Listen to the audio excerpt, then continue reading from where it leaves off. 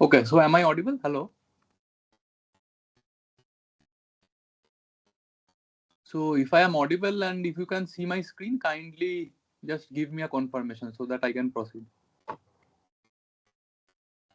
Either in the chat or in the by just unmuting yourselves, you can just confirm.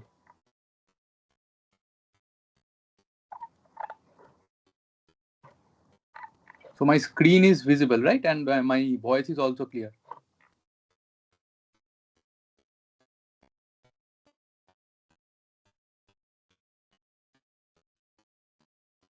Any one of you can just unmute and confirm. Because this is an interactive session, right?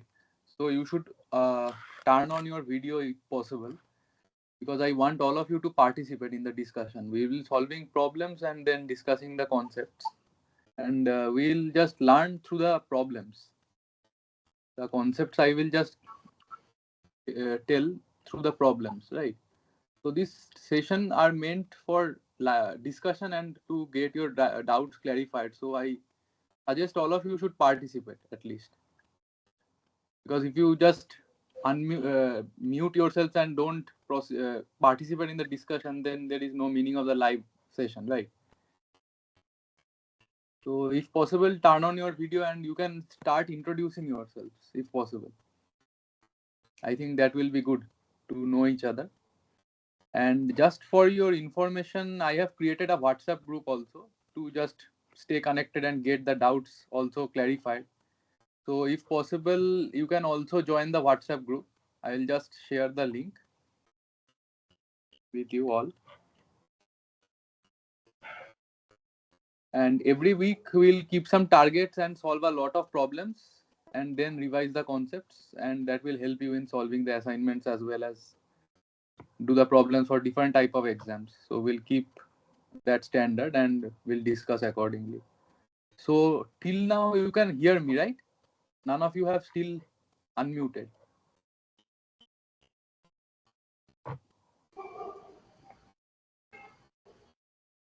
Yes.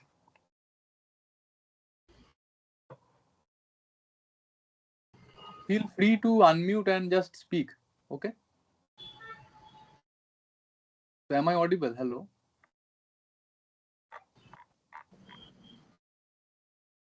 Yes, sir.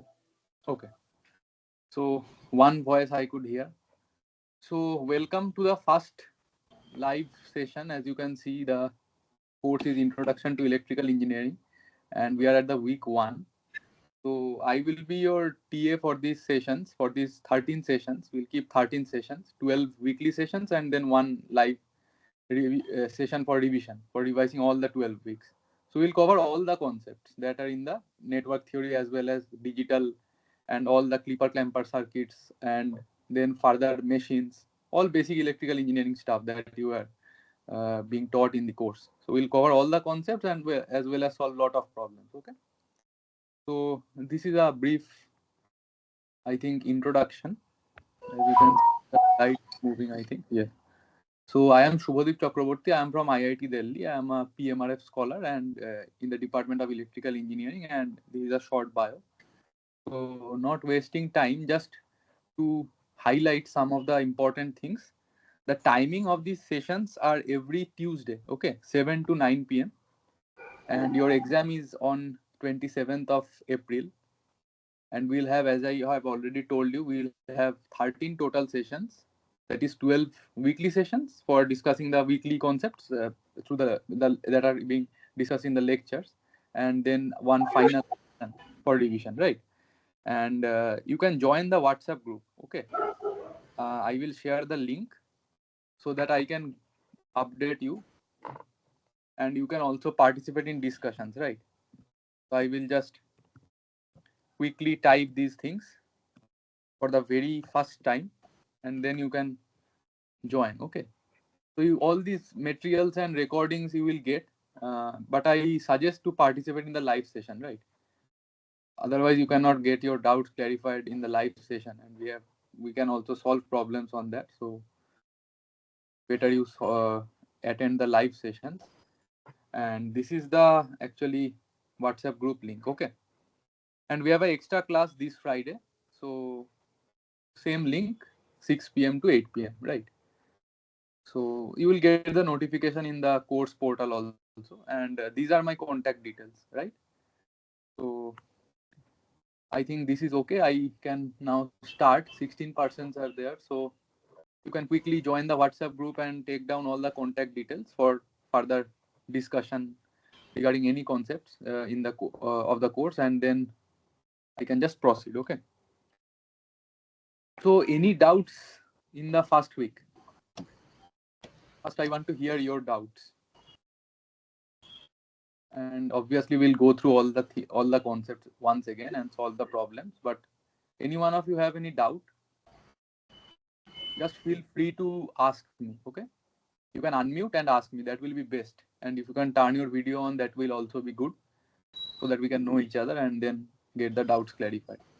So till now, I think you have learned about DC circuits and then basics of networks and their analysis, right? So any doubt you have till now, you can just ask me.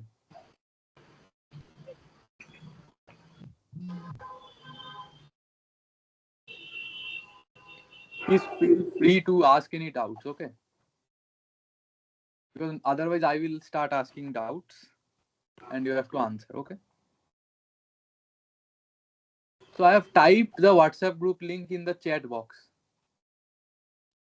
You can click this link, okay?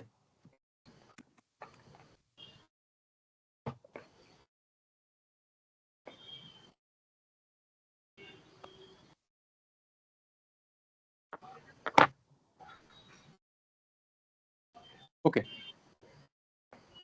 So no doubts. So everyone is okay with the concepts.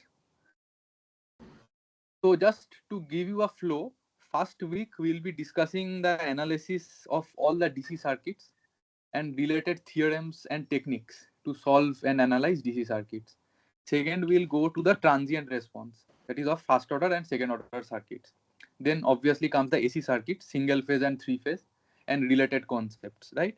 And then just the flow of the course, we have diode based clipper clamper circuits, all you know, then the two port networks, and then the BJTs and op amps. Then we come to the digital circuits in the week 7, then some magnetic circuits, how to handle the magnetic circuits and solve them, then basics of electromechanical energy conversion DC machine, then three phase induction machine, single phase induction machine, synchronous machine, and electrical measurement. These are the flow. So accordingly we'll go in the 12 weeks, right? And try to cover all the concepts through problems. So coming to the basics, that you should always keep your mind, some basic concepts, that in network theory we actually deal with linear time invariant causal networks. Now any one of you have any idea what is linear time invariant causal network? Whatever elements you see in networks like resistor, inductor or capacitor, these are the basic elements. These are linear time invariant. These comprise of a network. Obviously some elements are connected, as you see, and those systems are linear time invariant causal system. So what do you understand by linear time invariant causal system? That you have a network, for example a black box, you don't know how it is connected, and you give a forcing function. Forcing function means you apply either some voltage or current in electrical engineering. If it was a mechanical system, you would have applied force, like, and accordingly we'll get the response. In response in electrical engineering, what we get, either some current through some branches or some voltage at some nodes, we get some response. The middle thing is the system. We apply something, we get something, but the system which we apply the forcing function, that system I am talking about is a linear time invariant system. Generally all the analysis we do, the differential equations we write and solve the systems, they are all valid for linear time invariant causal systems. Now what do you understand by linear time invariant causal system? Can you define, any one of you can define linear system? What do you understand by a linear system? Any one of you? Just short, because we are covering the just basics. So linear systems obey the principle of superposition and homogeneous principle. So what does it mean? That if you have a system and I apply some x1, some voltage, let's say, and I get some current y1. Then if I apply x2, a different value or strength of the voltage, and I get a different response, different amplitude of the response for that different applied forcing function. And if I apply the sum of those two response, x1 plus x2, I get y1 plus y2. And this is obviously f of x. This is a function. A system is nothing but a function of the forcing function, right? So if we get y1 plus y2, as well as if we apply ax1, we should get ay1. This is the homogeneous law, and this is the principle of superposition. So these should be satisfied for getting linear systems. Now, time invariant system means the elements within those systems are not varying with time. Like for example, you have a resistance or an inductor or a capacitor. We generally assume they are not varying with time. And what is the meaning of a causal system? Causal means, in case of a system, the causal system means a realizable system. A system which does not, whose inputs, if we say this is a system and this is a causal system, we obviously assume for a causal system, actually it is a practical system. And what is the meaning of a practical system? Its output will never depend on future value of inputs. Like for example, this is y1, that is at t equal to 1 second. Let us assume the response we are trying to assess at t equal to 1 second. It will never happen that for this response it is depending on x2, that is a particular response at t equal to 1 second of a particular system is depending on a future value of input or a future value of the forcing function. It will never happen for a realizable system. For any practical system, you see, whatever system we see in real world, neither of the outputs of that system, for a realizable system, neither of the outputs depend on future value of inputs. So that means all the practical realizable systems are causal systems. Now, as per the, if you have learned signal and systems, you will learn how to assess whether a system is causal or not. That its impulse response is also causal signal. So you will learn in signal system that for a system to be causal, impulse response is also causal.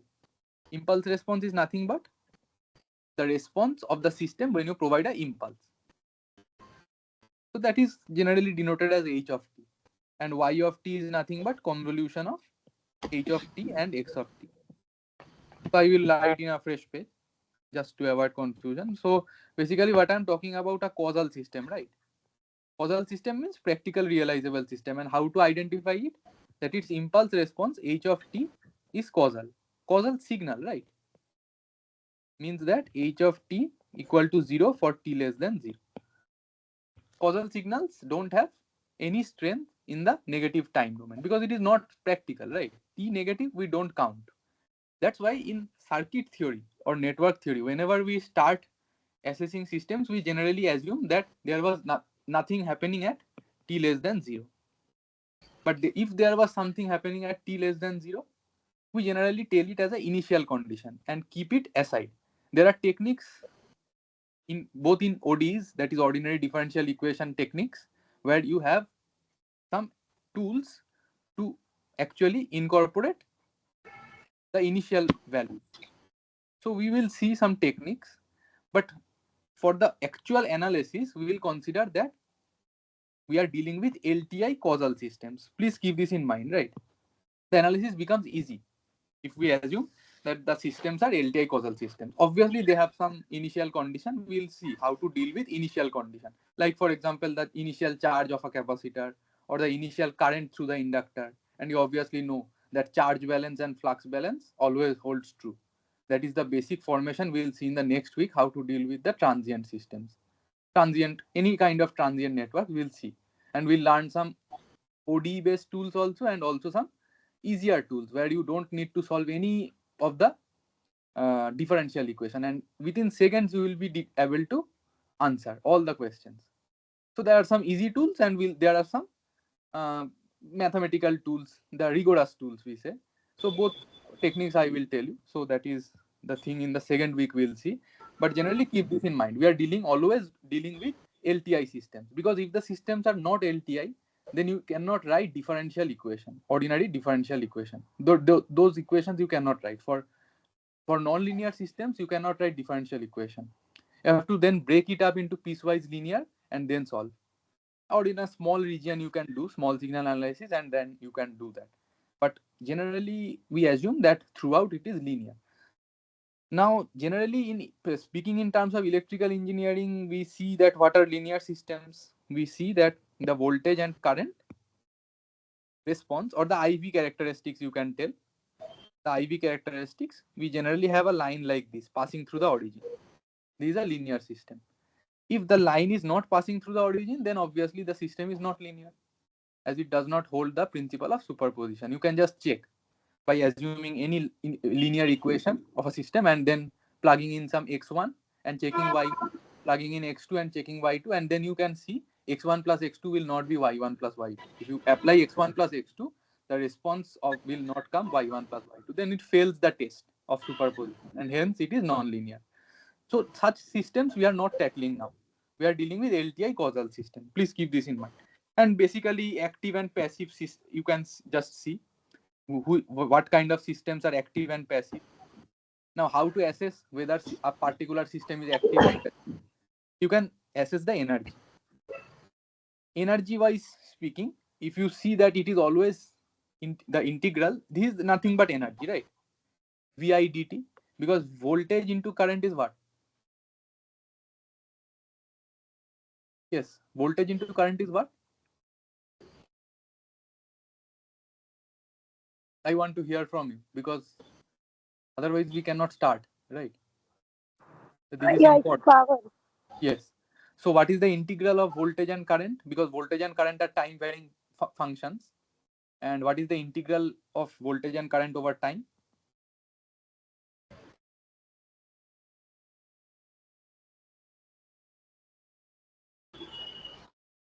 Or simply speaking, voltage into current into time, what is it? Energy. Yes, correct. If voltage and current are all constant, then if you keep on adding it with time, like your energy meter in your house, if you consume some, for example, 1 kilo, this is winter season, right? You are turning on heaters. Now heater consumes 1 kilowatt, for example, and if you keep the heater on, then for first hour it will record 1 unit of energy, 1 BOT unit, because 1 kilowatt hour is the energy unit. Then 1 kilowatt heater is running for 1 hour. Then kilowatt hour means 1 kilowatt hour means 1 unit. It recorded 1 unit. Then next hour also the heater is on. Then 2 units of energy, because 2 kilowatt hour. Like that, energy keeps on adding with time, but power is instantaneous. But energy is cumulative. So these concepts is you should be very careful. So 0 to t.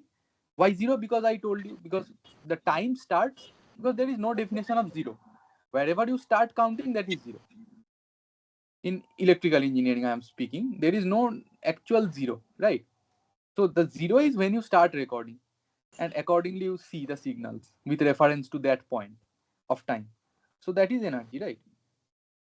So if the energy is greater than 0, obviously it is dissipative, right? So that is a passive network. It does not have its own generation capability. And if it is negative, we call it active. So by active elements, you can see voltage source, current source, all are active elements, because they can actually deliver energy to the loads or some kind of elements. But your resistor, capacitor, inductor, they are all passive elements, as well as the transformer. And the unilateral and bilateral elements are those elements which, if you even if you change the polarity, then also they will have the same response, same VI response. Like if when you, I don't know, many of you may be B.Tech students, then you can also see in the B.Tech third year or fourth year, when you learn the digital and the analog, you can see the diodes. Diodes do not have the same VI characteristics in the, if you change the polarity, obviously, because of the unipolar nature of the diodes. It conducts only in a particular direction, right? So those kind of elements are unilateral elements, and the bilateral elements are your R, L, and C. You change the polarity, but some kind of capacitors are there where they are polarity specific. But generally now in the basic stage, we are dealing with basic elements, right? RLC, and we'll assume that they are bilateral. So they are not actually, do not have any polarity, right? And linear, non-linear, I already told you. The VI characteristics or IV characteristics should be passing through the origin. If not, then they are non-linear. So with that, and also you need to understand what are loops, nodes, branches, mesh, super mesh, and supernode. These things should be very clear in your mind before starting. So what are loops? What is a loop? Any closed path is a loop. Now that may be fundamental or not, because within a loop there may be several loops. Right? You must have seen. Like for example, some elements are there, and within that also you find some different elements are there. So this is a loop, as well as within this there exists many loops, because there is a conglomeration of many elements, right? So loops may be fundamental in nature, or there may be many loops within one loop. Now the fundamental loop is known as a mesh. How to define? Then there is no other loop, right? And how you can form a node? Node is also two types. Like example, you have an element, right? You have an element sitting here. Now element, across the element you find nodes. Now another element is coming, for example. Then these are also nodes. And the meeting point, this you call as a principal node, right?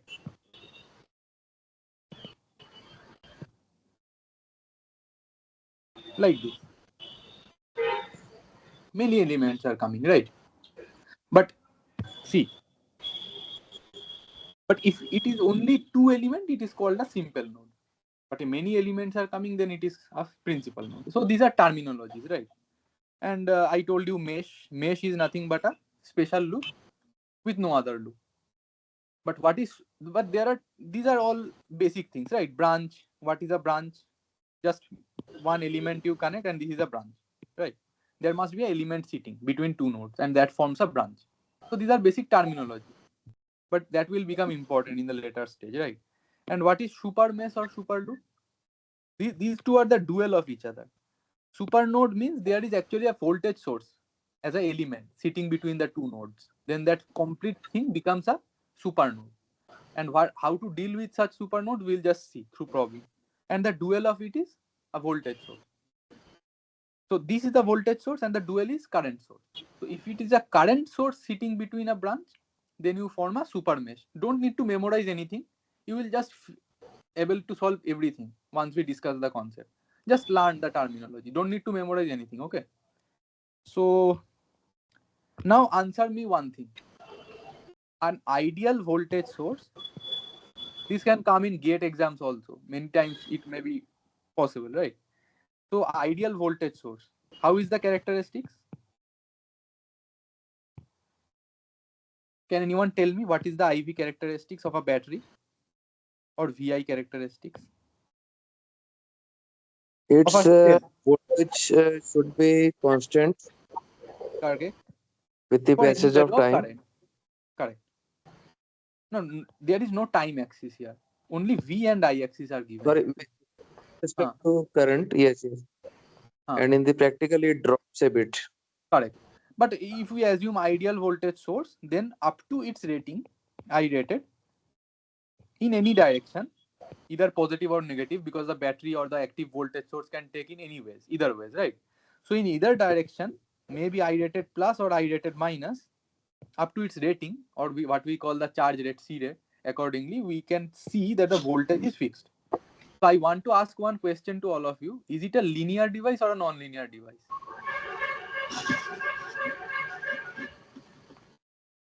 Similar question I can write for the current source. These are ideal current source. So similarly, let's say 1 ampere. Similarly, if I draw the VI characteristics, how will it look? Linear device. Is it a linear device or a non-linear device? Seems to be linear. No, what I told you, how to analyze whether things are linear or non-linear. You apply the principle of superposition and see whether it is working or not. So how to apply? So any value of current, we are getting the same voltage. So what was the law? If it was a system, any system, if we apply, for example, what is the forcing function of a voltage source? Forcing function is the voltage. So if we apply V, then we get any then we can get any I based on the any current based on the load, connected load. Say for example, V equal to 5 volts.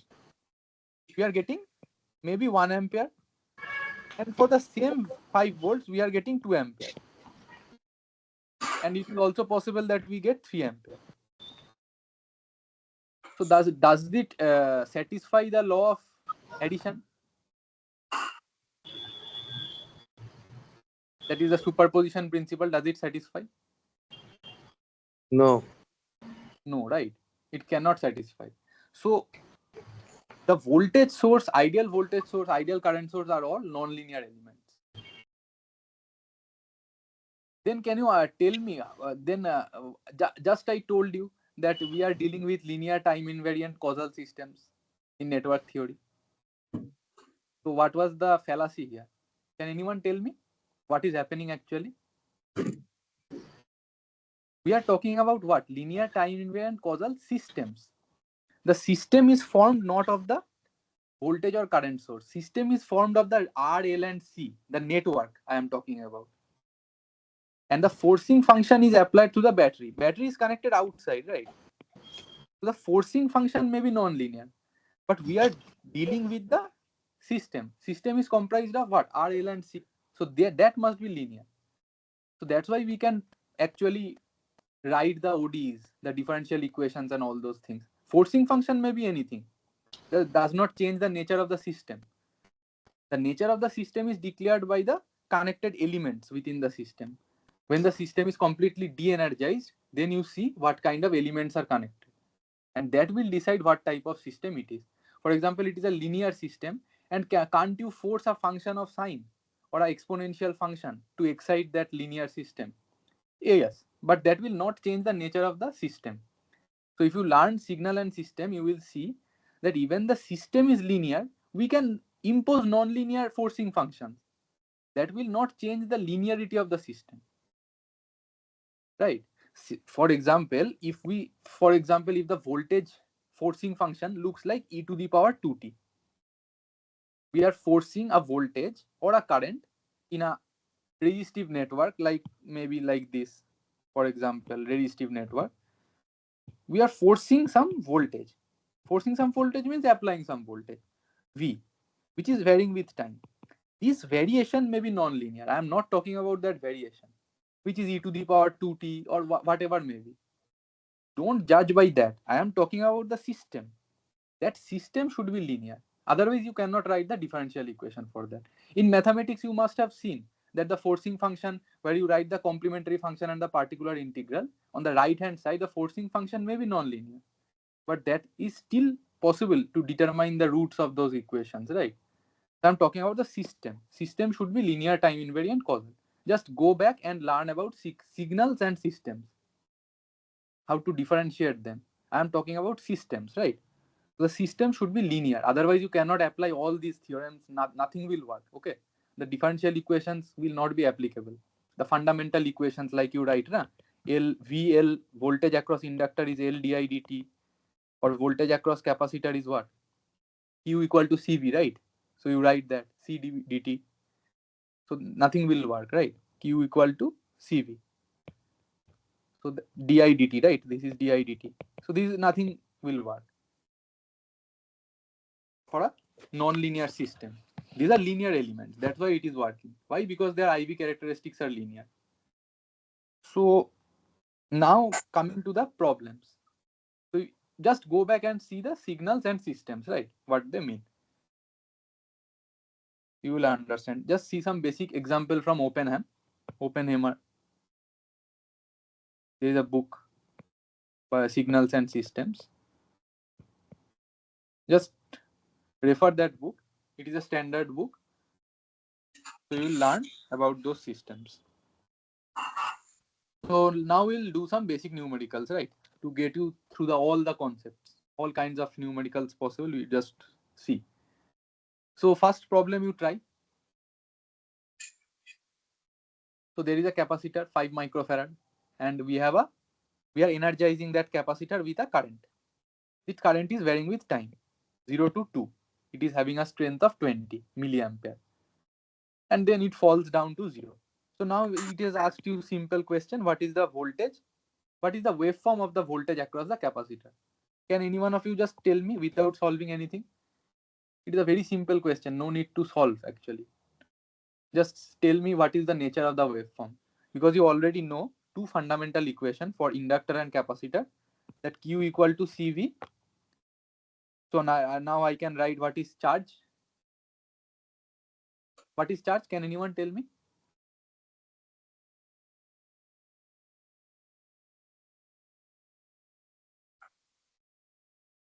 Charge and current relation.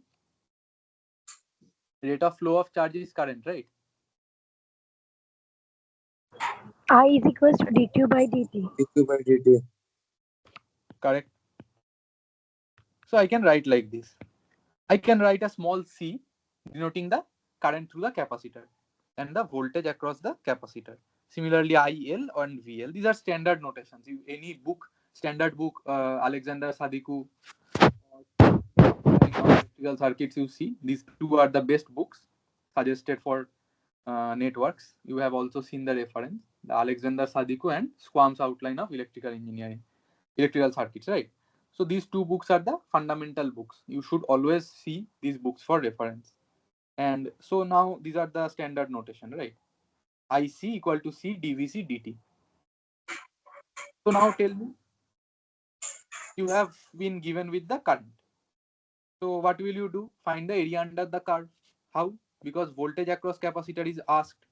So what will you do? Voltage across capacitor is 1 by C. You tell me. 1 by c integration I into dt. Correct. 0 to T. Because before 0 nothing was there, right? So we'll start the area under the curve up to this. But the area of the curve is increasing with time, right? So what is the flat? What is the integration of a flat top signal? It is a line. Because this is constant, right? 20. So it will increase with a strength with a slope of 20. And obviously start from origin. Why? Because the IC is constant, right? 20. You put in 20 and see up to 2, right? 0 to 2. Because after that still it is 0. I hope you are getting. And 20 is milliampere, right? Please be cautious of the units. And T is milliseconds. So what I need to do? Milli and milli will cancel. So the slope remains as 20. Up to 2, right? So this is the nature. What will it be? Yes. If the slope is 20 at 2 millisecond, what will be the value? 40 millivolt, right? Because this is voltage, right? Now solve the next one. So final V of T is being asked. It will not charge further. So voltage is now clamped at 40 millivolts. So now solve the next one. Quickly solve. We have very interesting concepts and problems, many problems. So solve fast, okay? Because these are nothing. These are very preliminary questions. So solve the next one and tell me the answer. And all of you solve this one, first problem. Any doubts, you can tell me.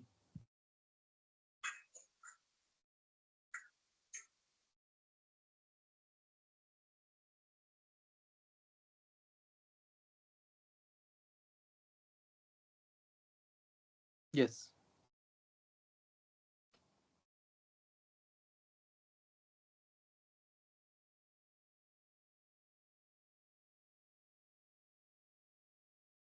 So every one of you forgot the 1 by C, right?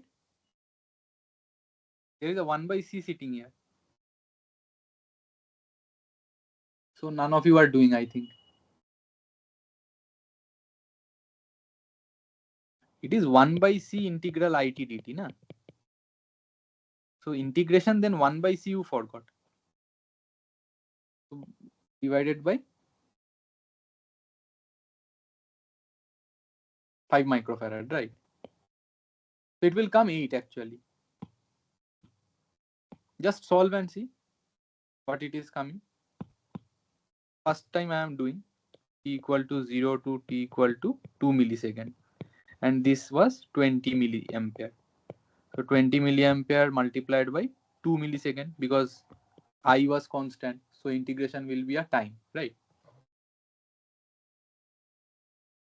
So T value you put divided by C. C value is 5 micro. So now see what it is coming. This milli and micro will cancel. And then it will come as 8 volts. So finally is 8 volts. So please be cautious of the formula, right? So this is 8 volts. All of you getting the same answer? Yes, Just sir. confirmation. So solve the next one. Draw the waveform of V of L of T. So L di dt, right? Voltage across inductor, L di dt. So what will it come? So solve piecewise, okay? Now from 0 to minus 1 to 0 you applied. What is the slope here? L Voltage, not given in Henry's. 2 Henry, assume. 2 Henry. So now, whenever there is a rate of change in the current, then only voltage across inductor will appear. Otherwise, it will be 0 because there is a di dt. So now in the first part, t minus 1 to 0, what will be voltage across the inductor? The slope is 1 because this is 1, this is 1. So slope is 1. So di dt is 1. So di dt is 1. So voltage is 2. Now V of L equal to 2. Then for next part, 0 to 2. 0 to 2, you see the current is fixed, not changing with time. So di dt is 0. So you see this is 0. Voltage across inductor. And then you again have a falling edge with slope 1. So this is minus 1. Slope falling means minus 1. So minus 2 because L into di dt. Di dt is minus 1. So minus 2. Now this is from 0 to 2 and this is from 2 to 3. These are all the times, right? So how will it look like if I draw? If this is plus 2 and this is minus 2, then from minus 1 to 0, it was having value 2. Then from 0 to 2, it became 0. What I am drawing? I am drawing voltage across inductor with respect to time. This is the time axis. Then from 2 to 3, this region, it became minus. So somehow the voltage across inductor will resemble this shape. First it became positive and then it became negative of the strength plus 2 and minus 2. So if this is the current across, through the inductor, then the voltage across the inductor during those instances will look like this. There are some basic problems, right? Now let us see one more problem through which something important will come out. So I'm not just making you calculate stuff. Some physical interpretation will come through this problem. So just solve this. This is a one-line problem. So the energy for a capacitor is half CV square.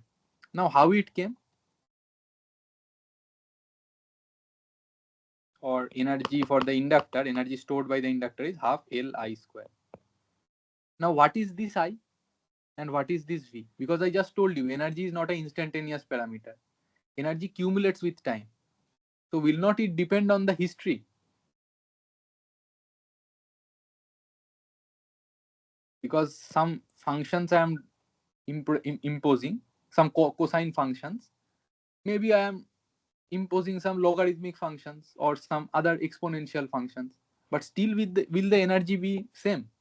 Because the formula tells me energy will be same if the current value or voltage value is same. These are the final values, right? Now why so? Just see the derivation, you will understand. Okay, so V into I into dt. Obviously, V and I are function of time. So this is the definition of energy. Energy I defined by W. Okay. Now, what is the voltage and current? How can I relate for an inductor? Let's derive for an inductor. Okay. So what is inductor? Voltage across inductor and current through the inductor. VL equal to L di dt. So I can replace V across the inductor with current, because I have to take everything in terms of one thing. Then IL of t dt 0 to t. Then what will it be? Dt gets cancelled. We have a DIL, integral DIL IL. So what will it be? Half IL square. Integration of IL with respect to IL will be IL square by 2. Like for example, x dx. It will be x square by 2. Similarly, into L. So likewise, it came half LIL square. Now, what is this IL? This IL is actually the strength of the current through the inductor at the instance of time t. At the instance of time t, we are interested to determine the energy stored by it. It does not depend on the intermediary path, that is 0 to t I wrote. Na? It doesn't matter how you excited that inductor, through some voltage source or some current source, whatever shape, it doesn't matter. It only matters that at that particular time, what was the strength of the current. Like a conservative field, you must have appeared in JEE mains and learned all the physics stuff, that the electrostatic field is conservative in nature. It does not depend how you reach that point, but it dependent on the final and initial position only. Similarly, in this kind of stuffs, the energy stuff, calculating for the inductor and capacitor, it doesn't determine the cumulative amount of energy stored by the inductor does not depend upon the path you followed, but only the value of that current strength or voltage strength. Speaking about inductor and capacitor, the voltage strength or current strength only at the time of interest. Now, you learned this example proving that whatever path you may follow, some cosine path or logarithmic path, but energy stored will be same. Maybe intermediary time it increased or decreased, but at that time, if the values are same, if for example I find that applying this signal and I apply another signal at time t equal to 1 second, this signal value and that another signal value strength was same, for example 1 volt, then the energy stored by the capacitor will be also same. It will not depend upon the waveform of the voltage which you used to charge or discharge the capacitor. The energy stored will still be same. So it is a kind of conservative thing. So if someone asks you in calculating the energy, what is this voltage? It is a RMS voltage or a instantaneous voltage or what? Then what will you tell? Because you are learning DC. DC is easy, right? When you come to AC and someone asks you that what is the definition of actually power, energy? Power, you know, we define upon one cycle, one power cycle. I will cover this concept so that you don't get any doubt. But generally, these are the RMS value, right?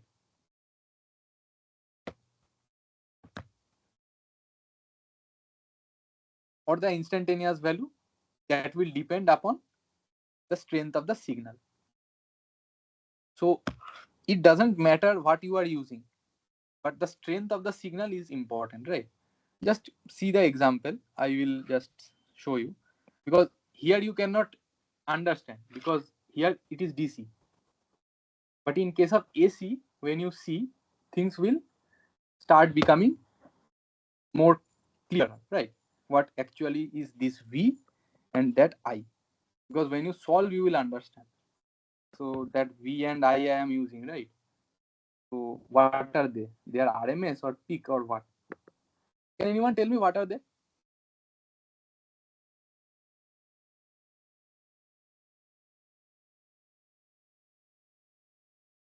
One thing you understood, that at time t equal to 50 microsecond, if I ask you, you will give that value. But in AC, what can you count cycle wise, right? Per hour or per 30 minutes, like that you count. So what you take the RMS value and you multiply it with the number of cycles. So that concept is different, right? But in general sense, if there are given some signal, then you can take the instantaneous value, like in DC. So just take 50 microsecond and tell me what is the value coming. Half CV square, half into C into 10 to the power minus 6, because there is a microfarad, into voltage. Voltage at what time? I told you the time of interest. What is the time of interest? 50 microsecond. So what is the strength of this signal? Into 50 microsecond. But that square, because V square. Tell me what is this value coming? One thing, calculate in radian always. Okay. When you are dealing with numerical quantities, always within cos and sine, take everything in radians. Okay. So I think scientific calculator will able to calculate this. So what you are getting, just one of you calculate and tell me. Too fast, because we have the main problems. We have to solve all of them.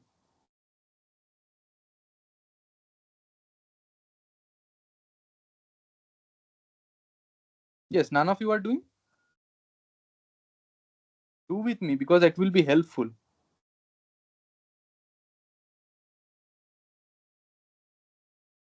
So how much is it coming?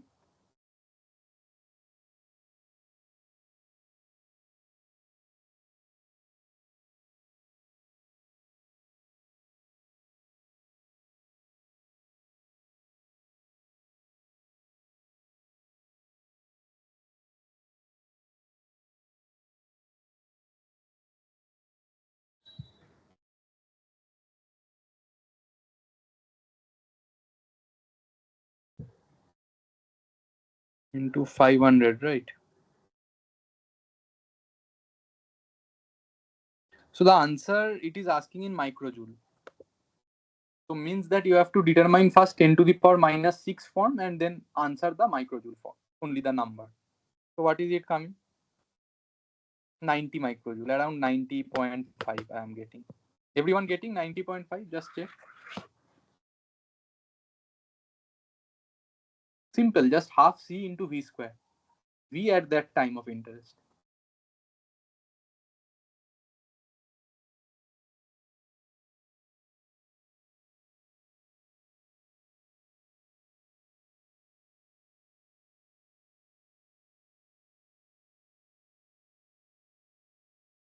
Now nobody is doing, then it is not becoming interactive. Because if you don't become interactive, these sessions are of no use.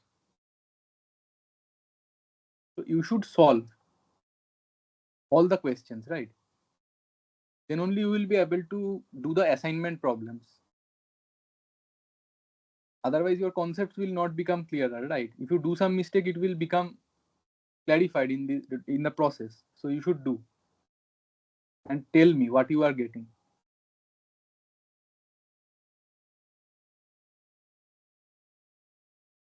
Yes.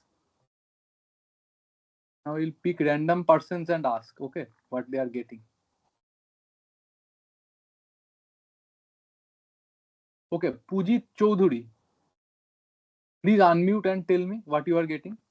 Answer. Yes.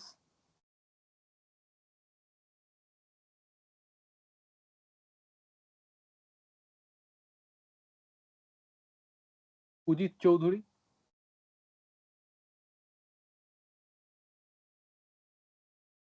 That means they are not solving, right? 9.05. 9.05 or 90.5? Yes, sir, 90.5. Okay. So let's move to the next problem, right? So two parts are given. So all of you, I assume, are solving, right? That was simple problem. So now you are given the current waveform through a practical inductor. Practical inductor means there should be some resistance in the turns of the winding. So it is asking you two questions. The energy observed up to 4 seconds. Now these kind of terminologies, up to 4 seconds, energy at 50 microsecond, these kind of terminologies you will only hear in DC circuits. In AC circuits, just I was telling you, everything is very standardized. They will not ask you what is the energy in 50 microsecond because nobody bothers. In AC systems, it is 50 hertz. They have standardized if the definition of energy in form of kilowatt hour, one board of trade unit. Otherwise, it will be very difficult if nothing is standardized. They do it in per hour. Kilowatt into hour. That is energy definition. So they will not ask you in between. And they assume that for a particular hour, your consumption is fixed. Now that is also not true that the consumption is fixed. Then what will happen? They will integrate VI up to hour. You understand what I am telling? V into I into 1 hour. And this should be in kilowatts. They sum it up. What is your net consumption for hour? That will accumulate to, for example, X BOT units. Likewise, the energy calculation is done. So everything is discretized in the form of hours. That is what kilowatt hour in AC. But in DC or this kind of excitation systems, they are asking 4 seconds, 5 seconds, like that, because nothing is cyclic here. There is no periodicity here. The signals are not periodic, right? So that's why they can ask at any time, right? So now tell me what is the energy observed for 4 seconds. Energy observed means you have to tell me the total energy. Now the system looks something like this. So 1 ohm and 2 Henry. Now I excite it with this current IT. This is connected, right? So now tell me what is W net. Now time I put 4 seconds, right? Now how will calculate? I square R into T for the resistor. So WR plus WL, right? Energy dissipated by the, obviously resistance cannot store energy because you know resistance is a dissipative element. So it will dissipate in the form of heat, but inductor can store the magnetic energy. So now I can say that W net is WR. What is WR? I square T dt. I is also a function of time, right? You should actually write I small I bracket T whole square into T for the energy dt. This is power into time. Integrate it 0 to T plus, what should I write? Inductor energy, same. I square R, one R will also come, I square RT. Actually, we are doing VR into IR into T. So voltage across resistor, current is through the resistor. Either you replace voltage as by Ohm's law, V equal to IR, current through resistor into resistance. Only this part. VR, this is VL. Current is same. So this is coming plus IR plus inductor. What is inductor? VL into IL into DT. Same, just we solved. So what is VL into IL into DT? I wrote VL is LDIL DT. Now plug it in. VL, replace VL with LDIL DT. LDIL DIL DT. Do with me, then you will understand. Okay. 0 to T. Because before 0, nothing is there. So DT DT cancels and LDIL, and you have one IL also, right? This IL I left out. So what will it come? If I equate, then it will come, this part will come half Li square, because integration of IL into DIL, just like integration of x dx, will come out to be x square by 2. So half Li square. You can either write part wise, but I know the answer that it will come half Li square. I do not bother about the path. The final value is the value of interest. So what is the strength at 4? Half into L. L is 2 into I square. I is 6. But this is only for the inductor. The resistor is also pending, right? energy stored by inductor is half into 2 into I square. So that is 36 watts. Sorry, 36 joules, because energy unit is joules. But what is the energy observed by the total system? Then you need to add for the resistor also. So you need to do part wise now, because you need to take it in two parts, because integration 0 to 2 into what is this slope? Tell me someone. This is 2, this is 6. So 3t. 3t into dt. This is I of t dt. But that whole square into r. R value is how much? 1. Plus from 2 to 4. What is it? 6. So I is 6. I square into r. R is 1 into dt. What will it be? So this is WR, right? WR, how much is it coming? Calculate with me. This part is WR, the resistor part, the energy dissipated, and this part is WL.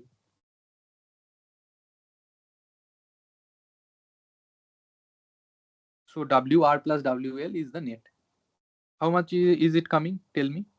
This is 9t cube by 3. And you know this is 2. And this is 36 into 2. So that comes as, this is 3 into 8, 24 plus 72. 96, right? So WR is 96 and then WL is 36. So net is, W net is 132, right? Everyone getting the same answer or not? Just check.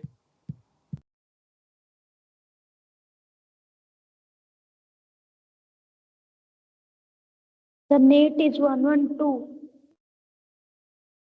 112? Yes. How you got 112? Can you tell? You integrated first part 3t from 0 Yes. to 2. 3t whole square dt into 2 I square r from 0 to 2 plus next part is 2 to 4 into 6 square hoga into r.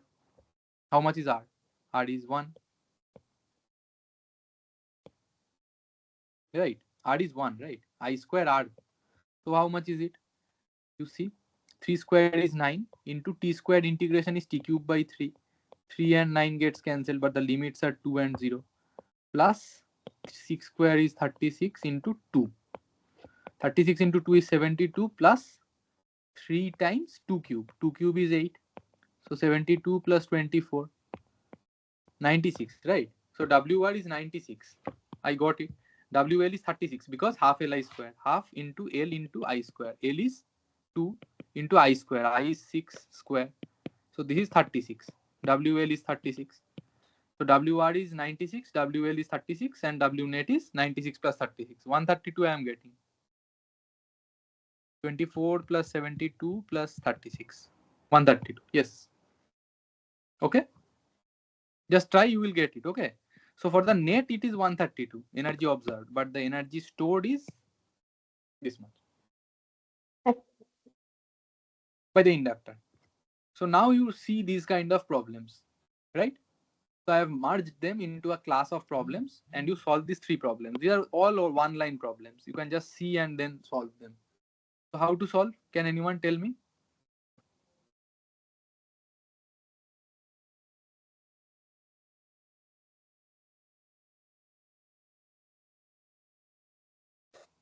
How to solve the first problem? It is a repeating network, right? So for the repeating network, what you do, you assume this as R equivalent, this part. And after this part, you see this is repeating. If I hide this part, from here, it is the same circuit. So this is also R equivalent. So I can write in series R equivalent. And this was R and R. Now you solve R equivalent is what? this R equivalent plus R in parallel with R? Yes or no? From here, it was the same R equivalent between these two nodes. So I connected in between these two nodes R equivalent, and then I merged them into series and parallel combination to write the relation. So what it will come? R equivalent equal to R equivalent plus R into R divided by R equivalent plus 2R.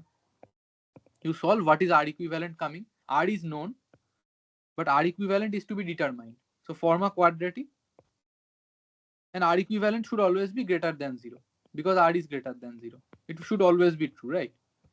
So take the positive root. What is coming? R equivalent into R plus R square. So you take it on the other side and apply Sridhar Acharya's method. So R equivalent square plus R equivalent into R minus R square. You apply what you are getting? Minus b plus minus root over b square minus 4ac by 2a. x1 x2, right? Roots. So roots we are getting as minus b. Minus b means coefficient of R equivalent minus R plus minus root over R square minus 4 into a into c. So c is R square with a minus sign. So this will become plus 4 into R square into 1 by 2 into a. A is also 1. Coefficient is 1. So you are getting what? You are getting minus 1 plus minus root over 1 plus 4, that is 5 by 2 and multiplied by R. R I took common, okay? Then you are getting 4R square plus R square means 5R square. And then you take the R square outside the square root, you get R. Take the R common and you get this. Now what is the positive root? Two values are there, right? But only the positive one will take, right? Because R equivalent is positive. So we'll take R into minus 1 plus root 5 by 2. Because root 5 is actually greater than 0. So we take the plus root 5 to give it a positive sign. Clear or not? This was easy, right? Simple quadratic equation.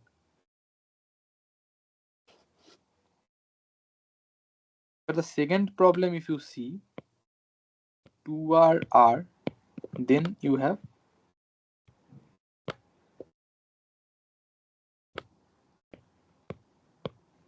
after that it is the same circuit, right?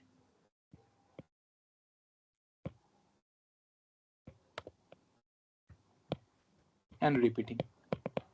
Now, previous question there was nothing in front of the ladder, but here there is a 2R and after that it is same network. So what we can do? We can split it. That okay, this in series with R equivalent. R equivalent we just determined. This is new R equivalent. So you determine this much and then you add it in series because these two are connected in series, right? First you determine R equivalent across these two nodes. Like the previous problem, we'll get the same value, and then you connect this R equivalent and both are in series. So that is R equivalent new equal to 2R plus R equivalent. R equivalent was coming R into minus 1 plus root 5 by 2. R value may be 1 ohm and whatever they give in the exam. Likewise, you can solve. Okay. So these kind of problems are actually based on the assumption that the remaining part is repeating. So that's how you actually tackle these problems. Now there is a different class of problem where you can use the flip technique and the technique of symmetry. There is a class of problem like that. So I thought to take one. So maybe I can write in a new page. So can any one of you tell me how to solve this?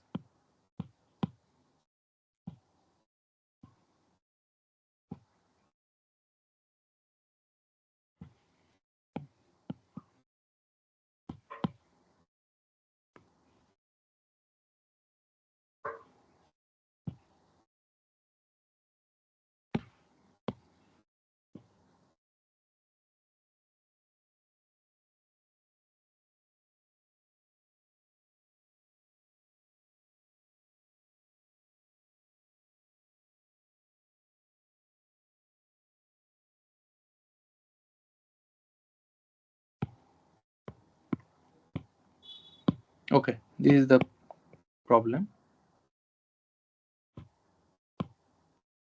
So they are asking you to calculate R equivalent, right? How to tackle? Any idea? Now, one thing I can tell you, across the axis of applying the forcing function, if you just place a mirror vertically, that is perpendicular to the axis of applying the excitation. Why? I will tell you the reason. You can see some symmetry. This R I can write as R by 2 and R by 2. Then it is just like a mirror, right? It is like symmetric. Along the axis perpendicular to the axis of applying the forcing function. Means if I connect a voltage source here or some kind of source, this is the axis, horizontal. Now you need to always check whether the axis perpendicular to the axis of supply, it is symmetrical or not.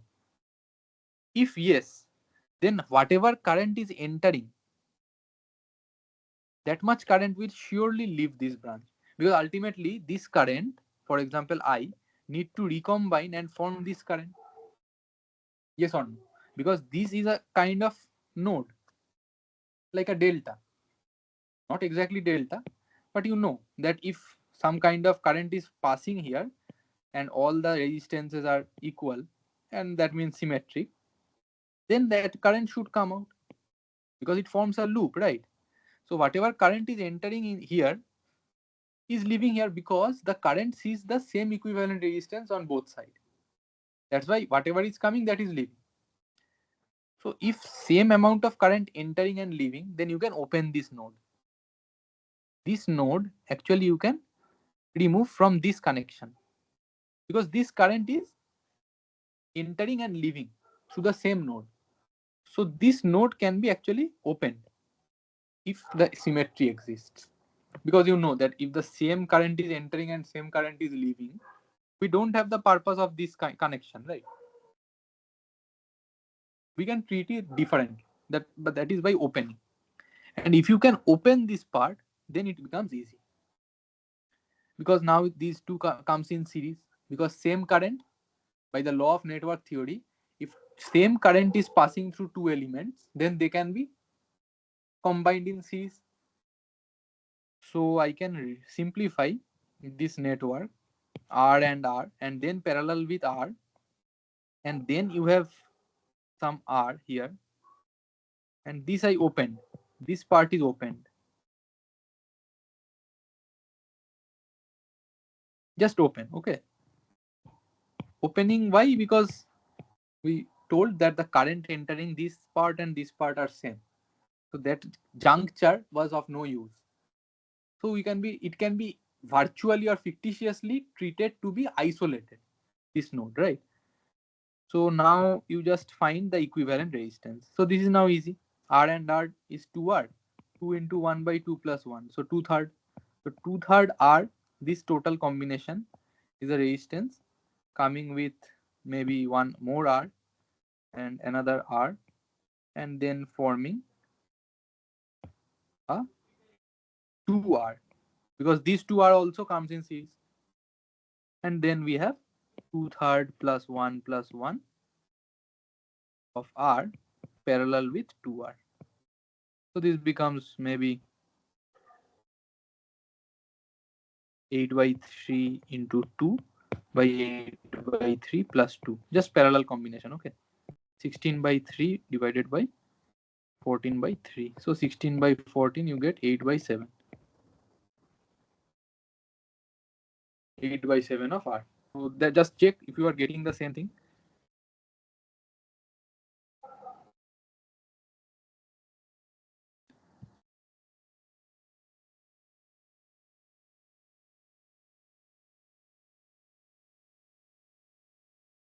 Yes.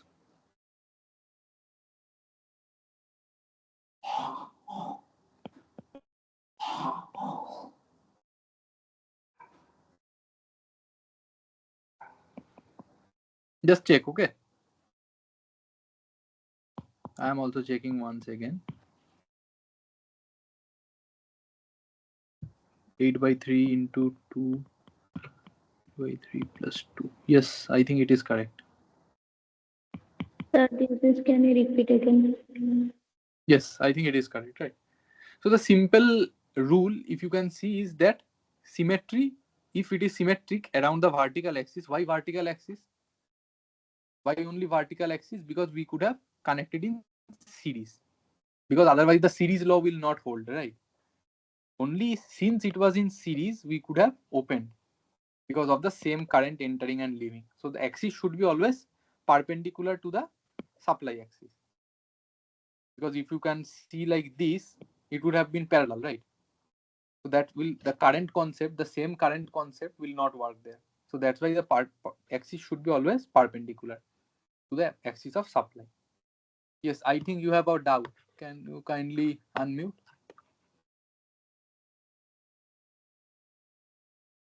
Hello? Yes. Yes, sir, can you repeat the equation? Equation is this one. See, now we know that we can open this. Now we can open this. We have opened this. See. So now once you open this from the juncture from where it was connected, these two resistances, the top two resistance, the sides of the triangle are in series. And these are also in series. The lower two resistances, as you can see. So I just combined them, R and R, to be 2R. And then 2R is parallel with R. So 2R into R by R1 R2 by R1 plus R2, right? If R1 and R2 are in parallel, then their equivalent resistance is what? 1 by Req equal to 1 by R1 plus 1 by R2, you know, na? Parallel combination. So the short form is R1 R2 by R1 plus R2. You will get the same thing from here. So that's what I am doing. R and R in series in parallel with R. So R and R in series means 2R. So this 2R is in parallel with R. First part done. So 2R into R by R, 2R plus R is 3R. 2R into R divided by 2R plus R. So up to this, we get 2/3 R. 2/3 R, as you can see here, this 2/3 R and the arms are this R and these two are like this. The trapezoid is forming. Now these three are in series. So R plus 2 by 3R. I have done that. Is in parallel with the lower one, 2R. You can see, na, they are parallel. These three are in series and then they are parallel with 2R. So 2R is parallel. So you add them and then you R1 R2 by R1 plus R2. You do and you get 8 by 7R, right? Another way you could have done is only, since these two are symmetric, you could have shorted this path. Like,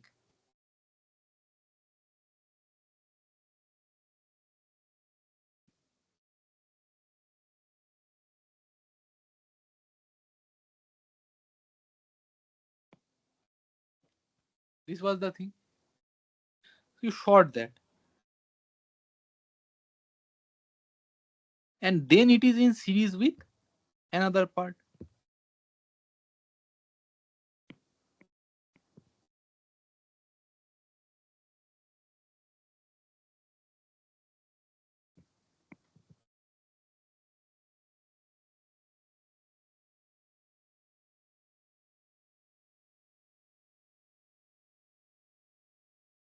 This is R by 2, yes. Because same concept, whatever current is entering here is leaving through that branch. So you do this and you will get the same answer.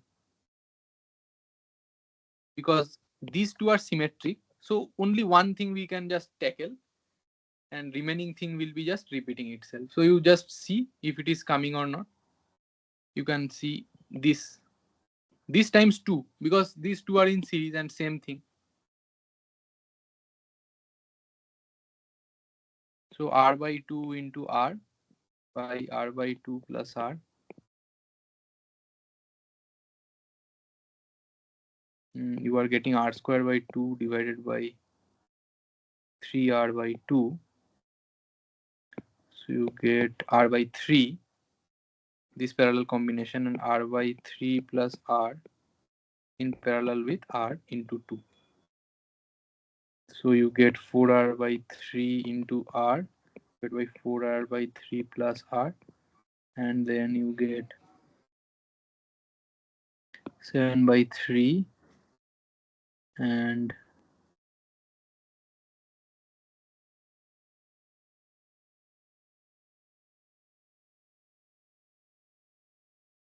okay, so this is multiplied, right?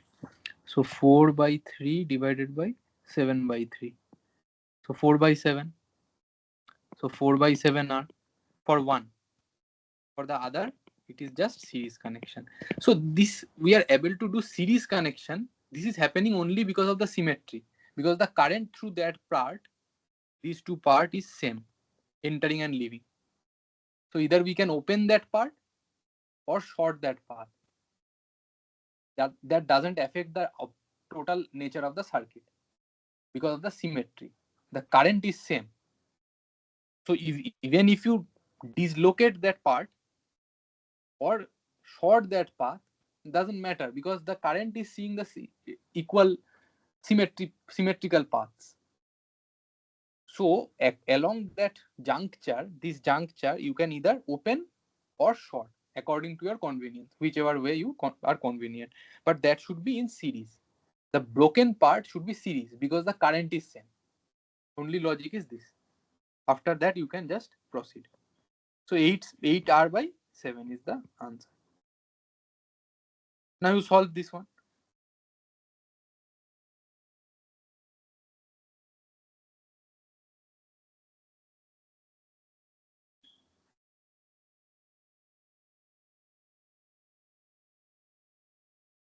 These two actually, two problems are there.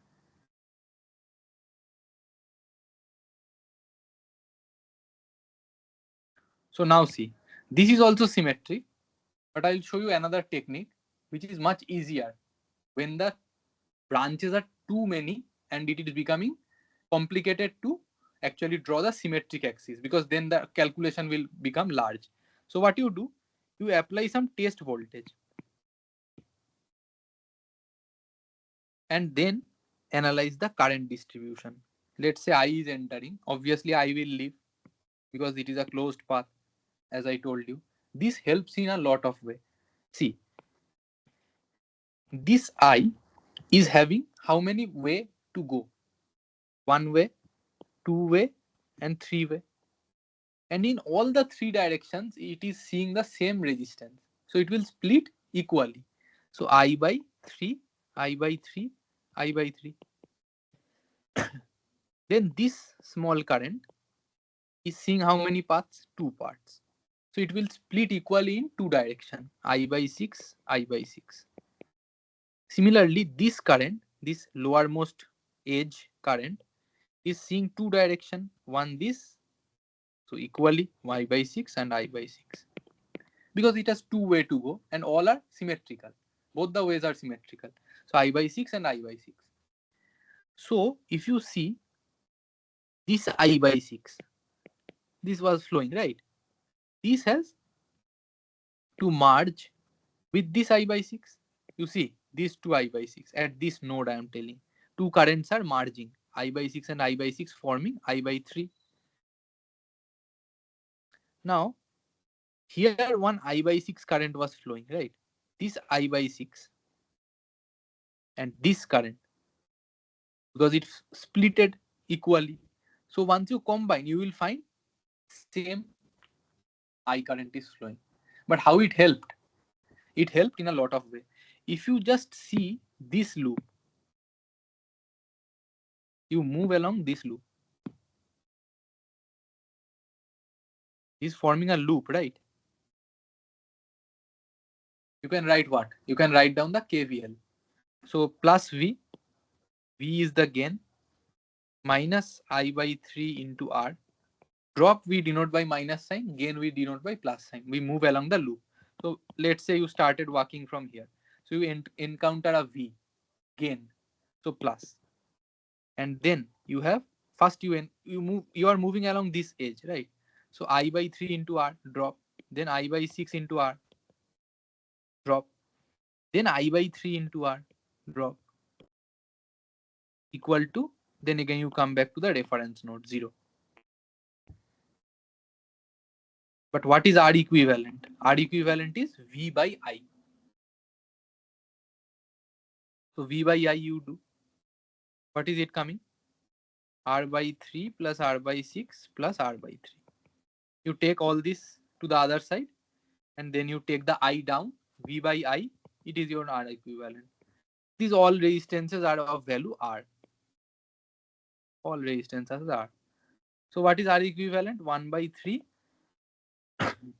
plus 1 by 6 plus 1 by 3, which is nothing but 2 by 3 plus, it is 4 by 6 plus 1 by 6, and it is 5 by 6 ohms. 5 by 6 R. So that was very easily solvable because of the equal splitting of currents and forming the KVL loop. So KVL, KCL will do just Thevenin, Norton and Millman's theorem and all those maximum power transfer theorem, all problems and concepts we'll see. So now tell me what is R equivalent for this problem. For this problem also similarly, you assume a test voltage. Whenever the circuit is becoming too complex, assume a test voltage and a test current, because you know ultimately after the circuit the same current will be returning back to the source. This helps because to draw the KVL. So how to draw the KVL? Here it is I. This is I by 3. So by KCL, this will be 2I by 3. Yes or not? KCL tells what? That for a particular node, how much ever current is entering, that much current should leave the node. Otherwise, charge accumulation cannot happen inside a node. So you write the KVL through this loop, lower one. Why lower one? Because the voltage across the dependent current source is unknown. So that's why we follow this loop and write V gain minus 1 into I, because 1 ohm is the resistance. Then again drop, but the current is 2I by 3 multiplied by 3 ohm is the resistance. Again drop of 2 ohm. 2 into I. This is 0. But we need V by I because R equivalent is nothing but V by I. So take all these on the other side. V by I equal to 1 plus 3 gets cancelled, 2 plus 2, all taken on the other side. This is 5 ohm, R equivalent. Anyone have any doubt? Please let me know. In case of easier symmetric circuits, you can assume the unlocking mechanism and then connecting either in series both, doing for one part and then into 2 for the series, or you can just open and then series parallel combination you can solve one at a time. Or if it is too complicated, you can just assume a test voltage and a test current, because you know V by I is R equivalent.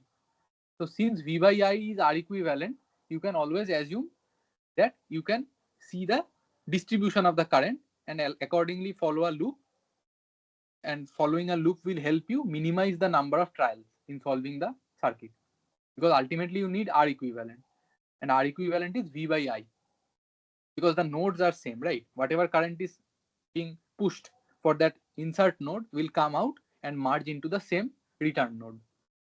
That is the concept. So anyone have any doubt? Please let me know. So these are some techniques through which you can solve equivalent resistance for complicated circuits. And why equivalent resistance we are interested? Because we want to find the circuit reduction techniques. Because network reduction is done to actually only focus on the point of interest. Point of interest may be only this 2 ohm, you see, because they are asking the current through that 2 ohm. Remaining part we can actually merge into equivalent networks by using Thevenin and Norton. So using Thevenin and Norton, you need to find the equivalent network resistance. So these techniques are helpful in those applications, and we'll see that why we are so much interested in finding R equivalent. But remember one thing, we did not disturb the point of interest.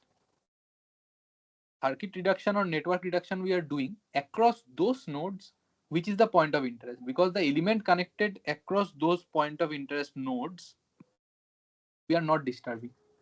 We are actually reducing the circuit about those. So that's why you see this may be the point of interest. That's why we are reducing the circuit about this node. There may be some point of interest or some element of interest connected across these two nodes. That's why we are reducing the circuit, the complete circuit about this node. This is a technique so that we are only focusing on the point of interest.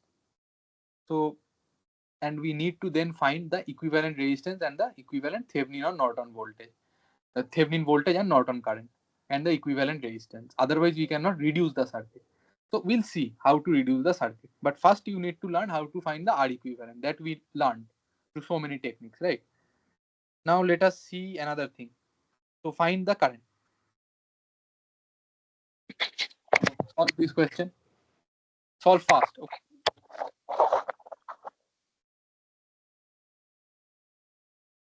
Use any method you like.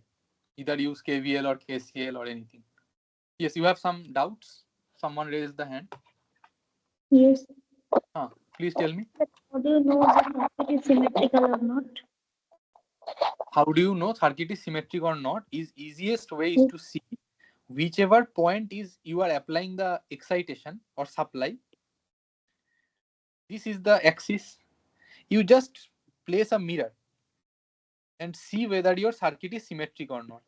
Okay, about that mirror, you will find the circuit is symmetric, because whatever part is on the left side, if similar part is on the right side, then I told you whatever current is entering, that much current should leave, because it is a closed path. So for that only we are able to decouple the two parts. These symmetric techniques or flipping techniques only work because the same current entering and same current is leaving. So you can use the principle of series connection, and that's why solving half of the part and then multiplying it by 2 to get the series part by decoupling, by unlocking or by shorting and then connecting in series. All those techniques, that's why work. Because why work? Because the circuit is symmetric. And how to see circuit is symmetric or not? Just by seeing the vertical axis, vertical to the axis of supply. If you see similar kind of elements on the both the sides, that means it is, or you can split. Just we saw now, we have to split. This was R, but we have to split R by 2, R by 2, just fictitiously, because we want to reduce the circuit and solve the smaller part and find the answer of the larger part, because we want to minimize calculation and solve the complete circuit to find out the R equivalent. That is the technique. Otherwise, you have to solve the complete circuit, but we don't want to do that because it is symmetric. So doing it for a small part and then applying it for a larger part, only taking help of the matter that it is symmetric, and then that's why we can apply the series combination rule. So that's why it is working, right? There is no magic happening. It is only symmetric, because that's why we are able to do those reductions. Okay. Only check whether it is symmetric about the vertical axis or not. Vertical axis to the axis of the supply. Then you see this one. Find the current. Anyone try any method, right?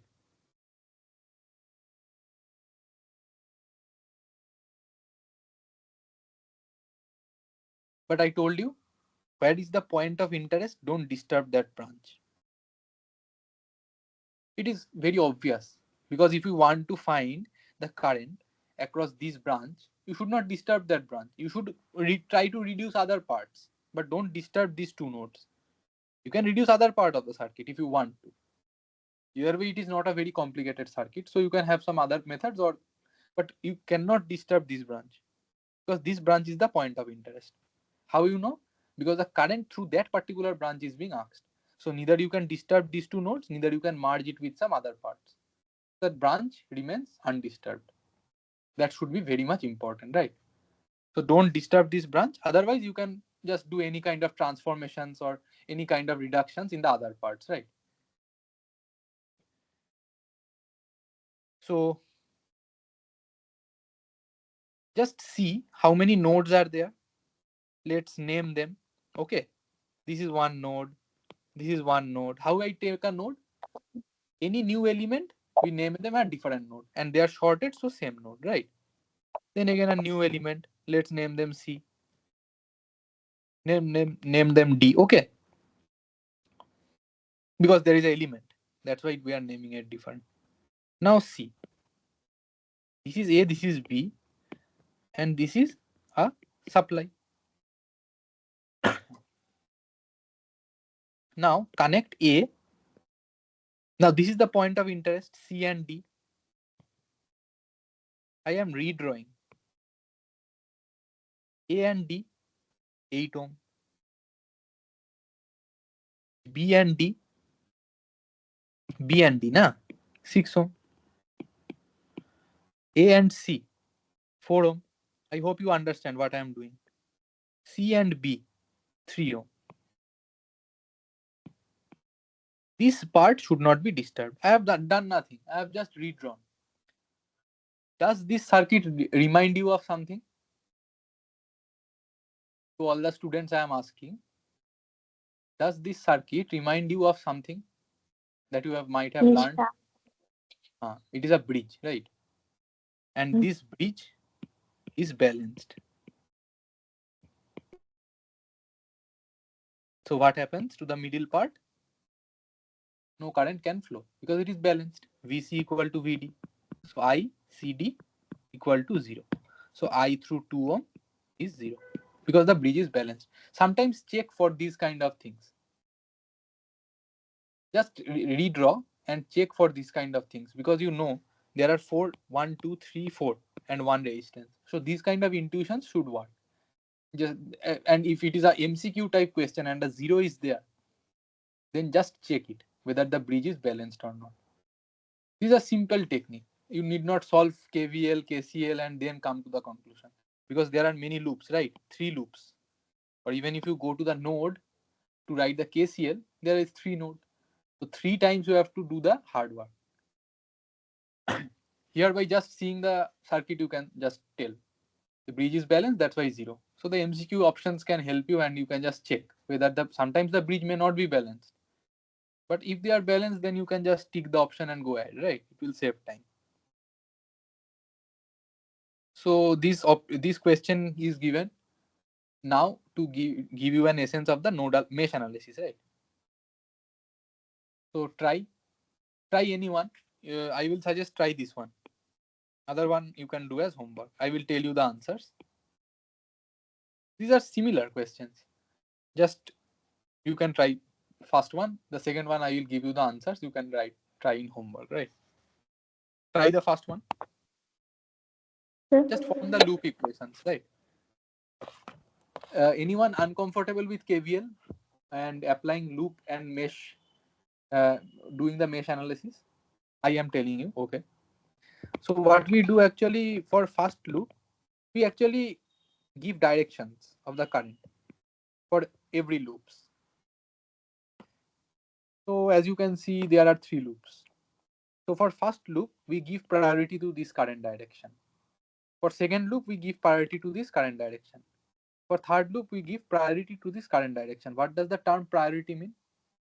Priority actually means when we are dealing with this loop, in any cost, this current direction will be treated as positive.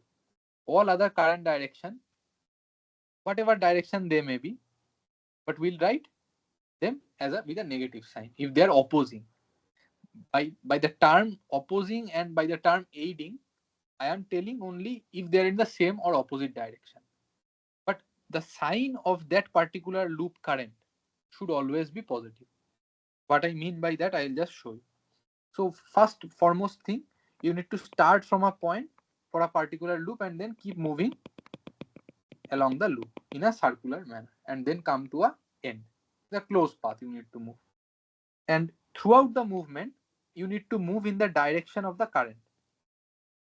And since you are moving in the direction of the current that you have assumed, don't change the direction.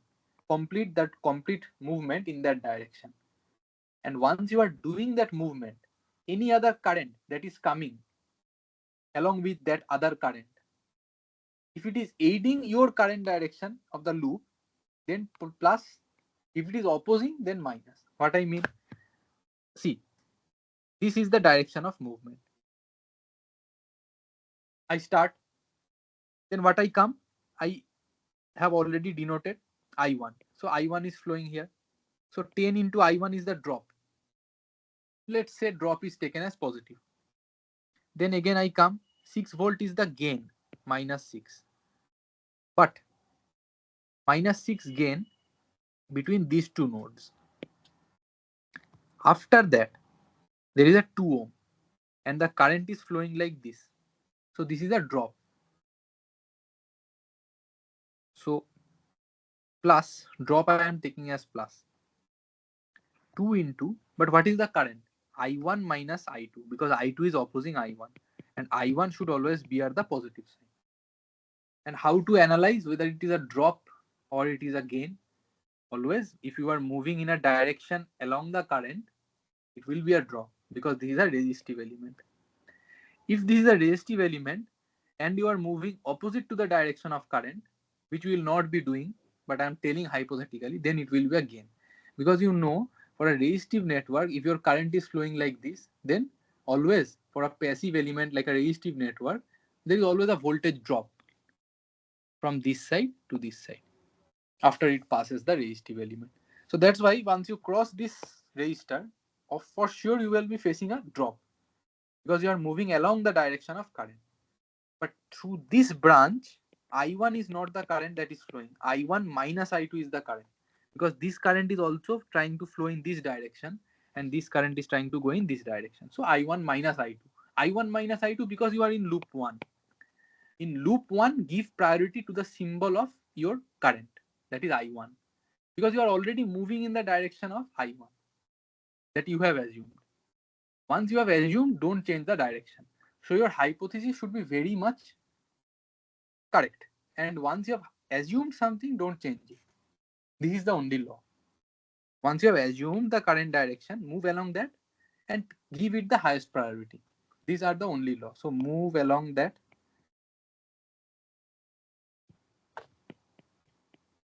Assumed current with highest priority to respective current, right? Now I know I got the loop equation.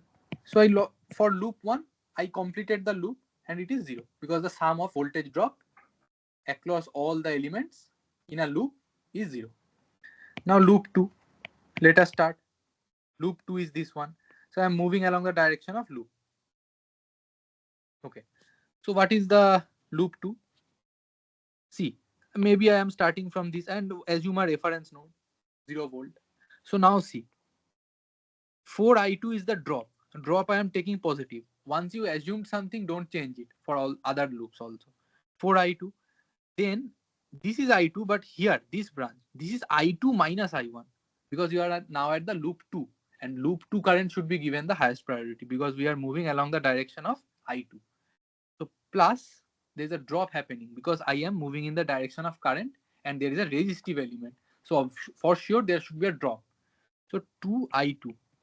But I1 is also there in this branch. So I2 minus I1 and I2 is given highest priority. So there's a drop. Now you see this current I2 and I3 is trying to oppose. So again a drop is happening. I2 minus I3 times 1. And again a drop of 8 volts. This will sum up to 0. Sum of all the drops is 0. Now you do loop 3.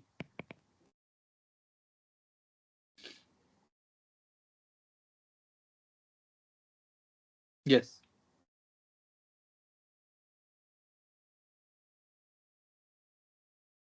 Anyone? Loop 3? Loop 3, I want to hear from someone. Let's say you started from here. So you encounter a 6 volt drop. Drop I am taking as plus. Sorry. Drop I am taking as plus. Okay. Now I am moving down, but in this branch only I3 is there. So it for sure is a drop. I Yes, 5I3 is a drop. Then you move here. but it is a gain. So gain should be negative because we are trying to do the sum of all the drops. Now it is a gain, then it should be a negative drop. So that's why negative, because you move in the current direction assumed in loop 3. So you're moving like this. Now you encounter a gain of 8 volts, so minus 8 drop. Now in this branch, kindly see the color. Here is not I3 flowing. It is I3 minus I2, but a drop. Because we are always moving in the direction of I3 for loop 3.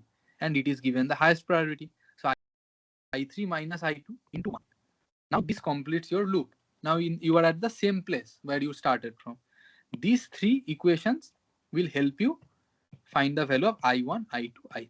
Now it is simple. Just solve one and get another.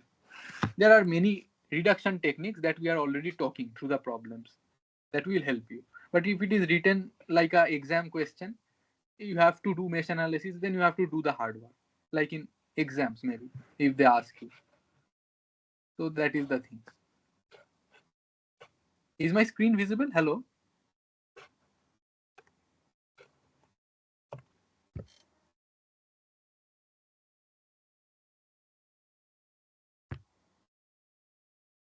My screen is visible, right? Yes, sir. Okay, let me see this went away.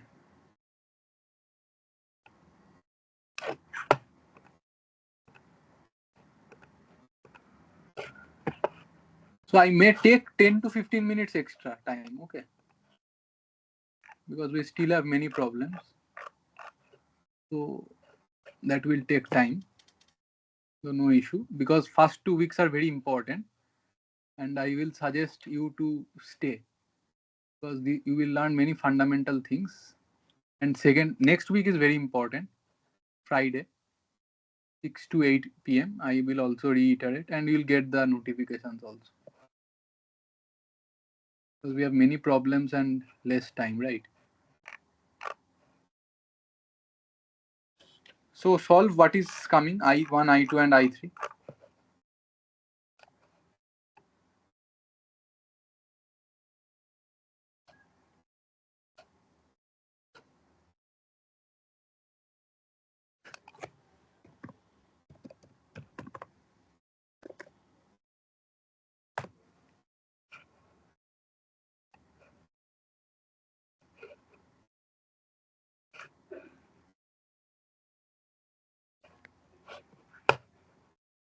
Anyone solving?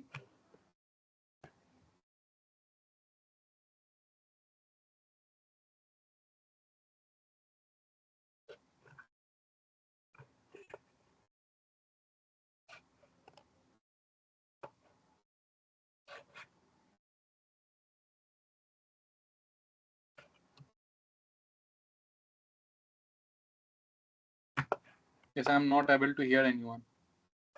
Please acknowledge if you are solving or not.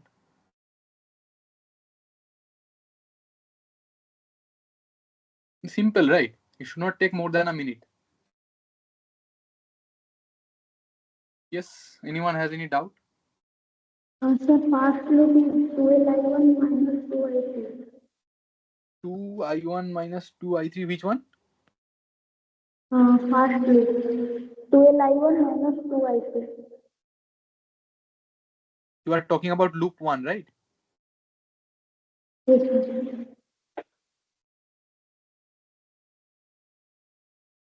Not able to get what you are telling. 2I1, what you are telling? 12I1 minus 2I2. So that is only written 2I1 minus I2. This one, na?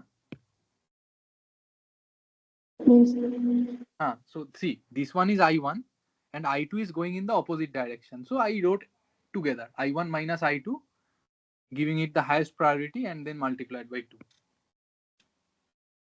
as a drop, right? You can write separately 2I1 minus 2I2, no issue. Actually, we are doing superposition, right? I1 is also flowing, I2 is also flowing. That's why I1 is happening a drop and I2 is happening a gain. For I2, there is a gain happening because the direction of movement is along I1, but the I2 is trying to flow in the opposite direction. So that's why. So don't confuse, just keep the rule in mind that I1 should be given highest priority and move along the direction of I1. And if any current opposes I1, I1 minus that current multiplied by the drop. So that, likewise you calculate. Okay. So I will write down the answers for you. Just check. Okay. And try to do this in home because this is easy, right? You know already. 1.02. Okay. With a minus sign. Minus sign is coming means whatever direction you assume, that direction is not correct. The reverse direction is correct. And obviously, I am giving you the answers for this homework problem. Can you please be louder? Sir, yes, 0.33 I1. Correct. You got the correct answer. This one is the correct answer. So now you see this I2 is 0. For this homework problem, you just solve and check. You will be able to solve, I am sure. So these are the basic mesh analysis problem, right? And these materials will be uploaded, no need to worry. I will also share in the group. If you have joined the group, you will get the material and also the recordings, both in the group as well as in the NPTEL portal as extra materials, right? It will be uploaded like you are getting the assignments and their solution. Similarly, these things will also be uploaded. So no need to worry. The only thing you need to do is practice in home, okay? We are giving lot of problems just for you to practice. Simple problem, just see the KCL and KVL. I am doing only one, you do this as homework, okay? They're simple problems. So see, this is 8 ampere, this is I1, okay? This is 12 ampere. So out of 8, how much to add such that it becomes 12? 4. But you are seeing that I1 is in the other direction, so it should be minus 4 ampere. Just using the philosophy that how much ever current is entering into a node, that much ever current should leave the node.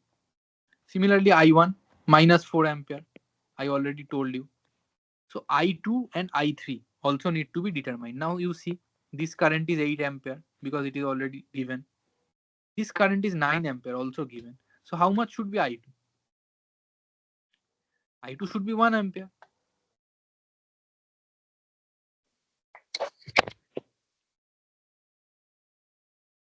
And how much should be I3? You add something to 12 to get 9. How much should you add? Minus 3. So likewise, you solve it just by seeing, you can just solve. Okay.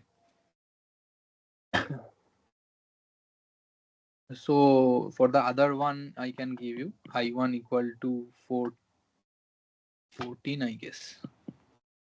I2 equal to minus 2, I3 equal to 10. These will be the answers. You'll get all these materials, don't worry, okay? So this you try as a homework problem. It is very easy. I will just give you the hints. So you need to only do what? There are a lot of shunt paths.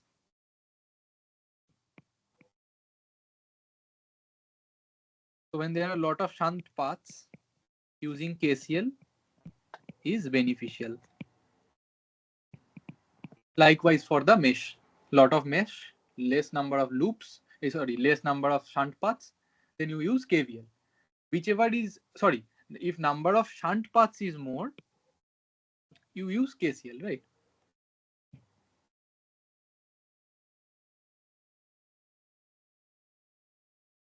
So now what you can do, because you need to form lower number of nodal equations, right? With more number of shunt paths, the number of nodal equations will reduce. And obviously that technique which uses the less number of efforts, you will choose that technique. So series path, if it is more series path, then it will form lower number of loops and lower number of mesh. Then using KVL is important, is beneficial. Here if you want to apply KVL, then each loop you need to apply. So number of loops are more, but number of nodes are less. So number of nodes are less means you can apply KCL because the lower number of equations you will form, right? And easily you can determine currents. So this becomes one node. this becomes another complete node, and this is another complete node. So only 3 nodes. And this is reference node. Always assume a reference node. 0 volt. And since these node is same, you can apply or write KCL directly. See, 10 ampere is entering. Here also 10 ampere is entering. And these two currents are leaving. Now if the node potential is V1, what can I write? Minus 10, minus 10. Because I want to write sum of all the currents entering or sum of all the currents leaving equal to 0. Now if I assume this as entering and I want to do leaving, then I need to do a minus somewhere or the other. So sigma sum of entering or sum of leaving. I want to do sum of leaving all the currents. This current, this current, this current, and this current all should be leaving.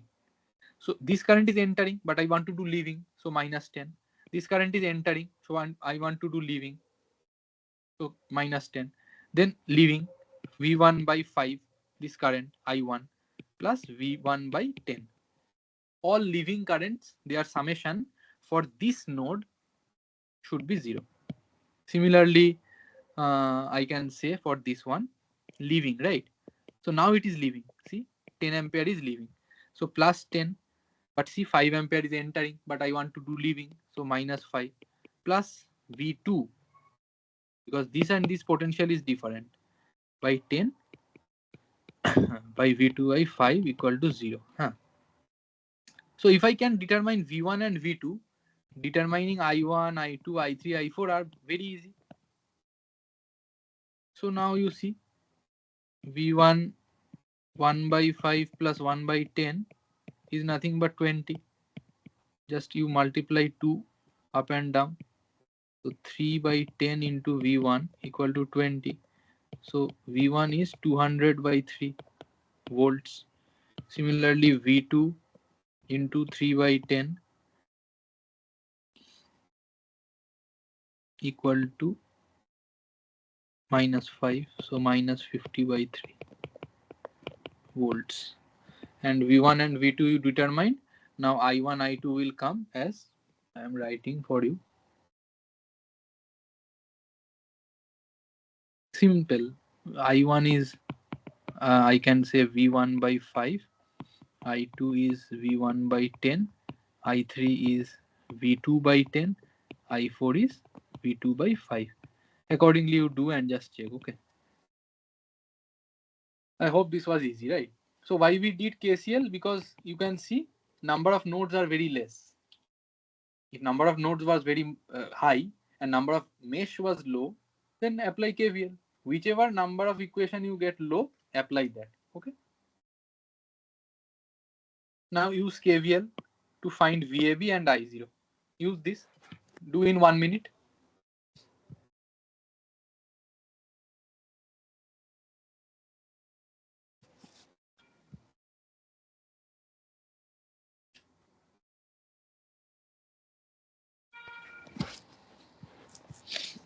So you can use KVL like forming the loop equations, right? I1, I2, and I3.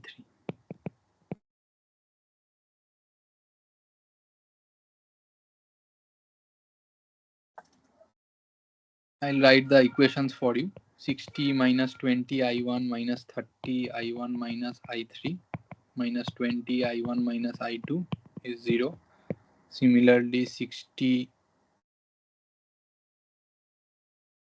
minus 20 I2 minus I1. This is for the second one, right? That's why I2 is given the priority.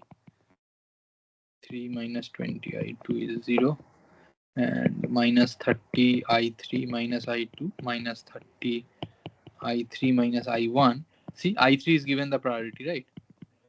So you solve these three and you get I1 equal to I2 equal to 2 ampere and I3 equal to 4 by 3. These are practice problems you can solve in home, okay? You can just see, I'm giving you the answers, just solve in home, okay?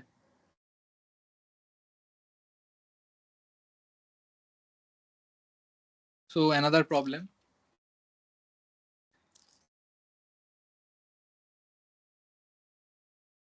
just calculate how much is the power delivered by the 10-volt source.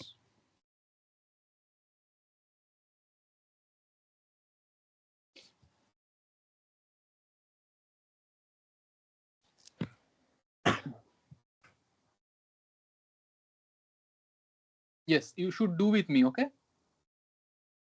Don't worry about the time. We can do some extra time also.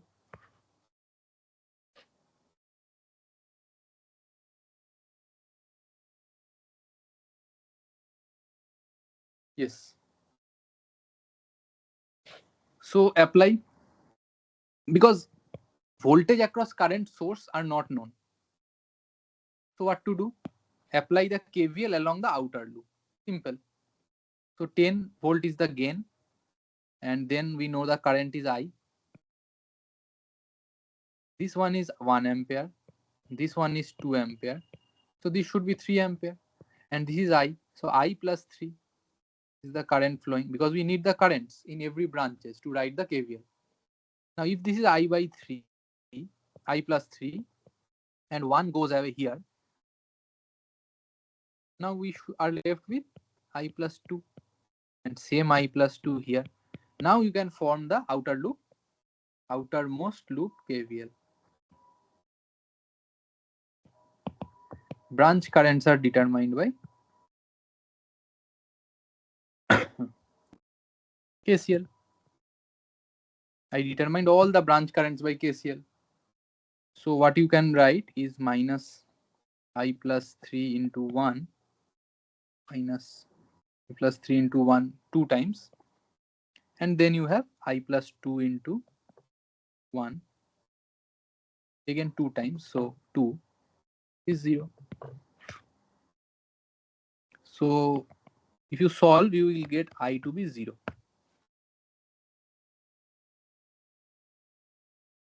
Okay, so power delivered is 0 because the current is 0. So some example of super mesh and super node, where using super mesh we can see that we have a current source and we can neglect that. Yes, you have a doubt? Yes, sir. Sir, I plus T y. Yes. T I na. Yes, I am just opening that page. Yes, what you are telling? Sir, I plus 3y is written. I plus 3y I have written. See, this is the I that was flowing out of the source. Where this I will go? This direction. You see my pencil movement, okay? This current you can see. Now, here are two current sources, 1 ampere and 2 ampere. This will merge to form 3 ampere by KCL. Now, this current was flowing. This will merge with 3 ampere and form I plus 3. Like using KCL, how much ever current enter, that much ever current should leave the node. So once it becomes I plus 3, this current has no other path but to flow in here. So this also I by 3, I plus 3. But here in this node, again you have 1 ampere flowing here due to the current source. So 1 ampere goes out. So I plus 3, out of that 1 ampere went out. How much is left? I plus 2. I plus 2. And continues here. But it has no other direction to go, so it is forced to go here. But here in this node, you see, I plus 2 was up to here, but 2 ampere went out. So this should be I. So you see same current returned here to the source. And that I continued here, here and here. So determining current in all the branches is necessary before applying KVL. Otherwise you cannot say the drops. I into R. Drop is nothing but I into R. So current through all the branches of which you are applying the KVL, that loop should be known. Otherwise you cannot tell KVL. And why was it important to determine the outer branch currents? Because outer branch currents were determinable. Because the voltage across the current sources, determining that was relatively harder. And lot of trials are required for each of the current sources. But that was not our concern, because what was asked? What is the point of concern? Current is asked, I. So one KVL loop will just determine the current, the relation, because one variable is only there. That's why we determine the outermost loop KVL, right? Sir, So once you sir, solve yes. Tell me. generally we can retain 3i with multiplying na here plus 3i is not which 3i you are telling. Just can you highlight what 3i you are telling? See, current was here I. Okay. Up to this is clear. yes. This current is coming 3 ampere. Where from? From these two sources. So it should add na. 3 ampere coming from this direction, 1 ampere coming I coming from this direction. These two should add na to get to the other branch. Yes, sir. By KCL. How much ever current is entering, trying to enter one node, that much ever current should leave the node. That is the whole point. Okay. That's why I plus 3, not I multiplied by 3. Those two currents should add and then leave the node. Okay. Yes, sir. And now you have some simple super mesh example. You can just see. I will upload that. So that rule is that don't apply KVL for the super mesh. Because there is a current source. You don't know the voltage across current source. Just the problem we discussed in the earlier one. So what to do? We only need to apply for other two nodes, other two mesh. Just write the loop 2 and loop 3 equation. Okay, because we have the already know the current sources, right? So this current is already known. This loop current is already known 1 ampere because of the super mesh. Other loops you have to determine. You have to write the equation, right? So for this loop, you see we have already known the current. It's simple, just a name, okay? Nothing to fear about. The current is already known for this loop. That's why it saves time. That's why the name super mesh. Similarly for supernode also saves time because the voltage is known for this node. So you can apply KCL combinedly for these two nodes, V1 and V2 together, because this is a supernode. Just see, you will understand. Okay. Now you know source transformation is basic. If you have a voltage and a series resistance, you can just write as by Ohm's law V by R, current source in parallel with R. This is just a transformation. Both are equivalent. You are reducing the network or transforming the sources from a voltage source to current source about the point AB. Similarly, from current to voltage source. This is voltage source. Just using Ohm's law. So this is a quick review, right? And you can just see that whatever elements you are using from transformation, the transformed elements only represent the behavior of the circuit about the point AB. But the ones that are transformed, don't use them for power calculation. Just keep that in mind. Because once they participate in the power, in the transformation, the power changes. Because it is a fictitious representation, which when connected across these two nodes, represent the similar behavior for these nodes. These are the point of interest. We are not interested in this part. So the elements participating in transformation will not have the same power as the earlier one. But that was neither our point of concern, because we were not interested in the calculating the power of the transformed elements, because we are interested in this part. So just keep that in mind. This is a fictitious transformation to give the similar behavior as the original one about the point AB only. So don't take any calculation for the transformed elements. Okay, just keep that in mind. Now we come to the Thevenin and Norton. So what does Thevenin and Norton say?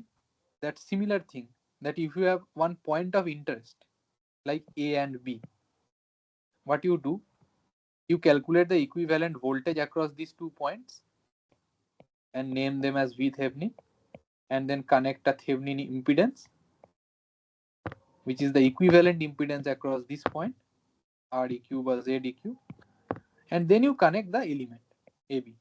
So this is the reduction technique, right? Reduction technique to reduce and simplify the network. Bas, that is it. And for Norton, what you do? You short, calculate ISC. It is its dual, okay? And it will have similar ZTH because RTH you are calculating. R Thevenin we say, or R Norton, both are equal, because this is nothing but the equivalent resistance across these 2 points. Both should be equal. And then you calculate, you connect the remaining part of the circuit, which is the point of interest. These two are equivalent, right? And RTH or R Thevenin or R Norton or R equivalent all are same, and they are nothing but V Thevenin by I Norton. ISC means I Norton, because Norton current is nothing but the short circuit current across the point of interest, and V Thevenin is nothing but the open circuit voltage across the point of interest. I'm continuously stressing upon the point of interest, because this is A and B.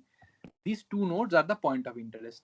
If you want to calculate Thevenin, you do the voltage model. For voltage model, you need the open circuit voltage, because the short circuit will not have any voltage. For the Norton model, you do the current. For current, you need to short the path, the point of interest. You need to short that and determine the current. Simple. Now, using this much information, you do this problem, okay? And through one problem, you can just understand what I am talking about. Just solve this problem, and this will be the last problem for today's class. Through this problem, you can actually analyze what I am talking about.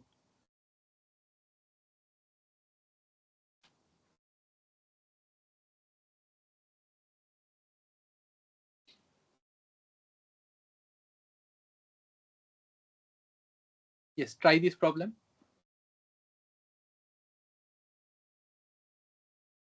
So what you need to do for Thevenin, you need to actually give me the value of VAB.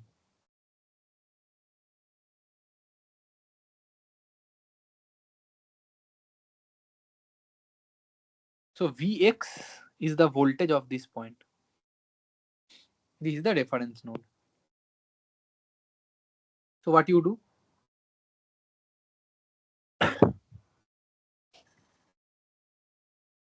So how to determine Vx? KCL. Vx by 4 is the current trying to enter this path. Now since AB is open, this current will move this direction, Vx by 4. And there is a current of 10 ampere coming. So these two will merge and form Vx by 4 plus 10.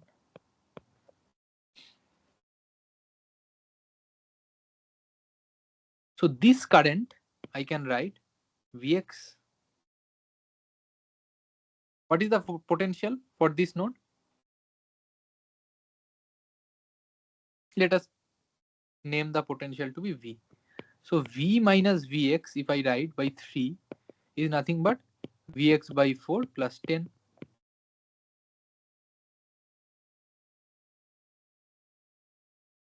Okay.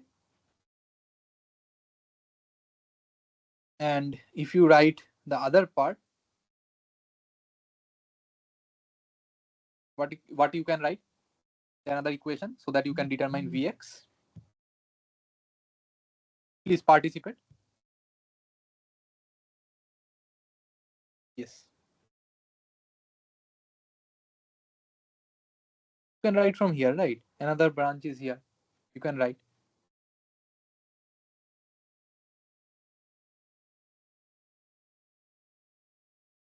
Yes.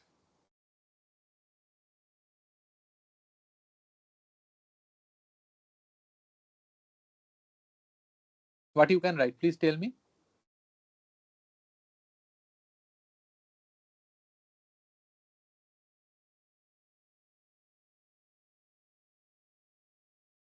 Yes. Anyone doing?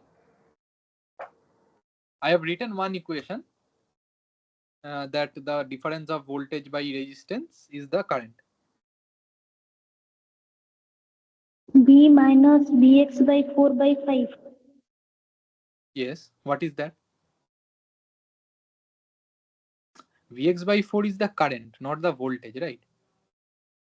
V minus Vx by 4 you cannot do. Vx by 4 is the current. You see, this is the current. Don't confuse it with voltage, okay? Vx by 4 current is trying to move in this direction. You have one missing information. See, this current Vx by 4 plus 10, this is a current, right? is equal to Vx by 2. This you missed. ये जो current है, this current is same as this current. So V minus Vx by 3 obviously should be equal to Vx by 4 plus 10. Agreed. But another relation is Vx by 2. This current is matching with Vx by 4 plus 10. From these two relations, you can determine Vx value. Or using this relation only. What is Vx coming? Vx is coming as 0. Just check.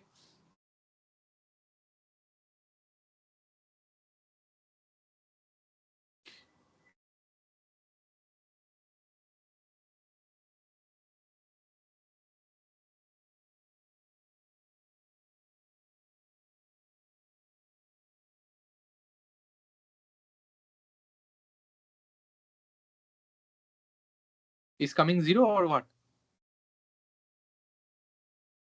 Let me check. Vx by 4 or Vx by 2 minus Vx by 4 is 10, right? No, not. It is not coming 0. So it is coming Vx by 4. I think 40 it is coming, right? Yes. Vx is coming as 40. So Vx is coming as 40, right? So what you can comment about VAB? That VAB is nothing but this V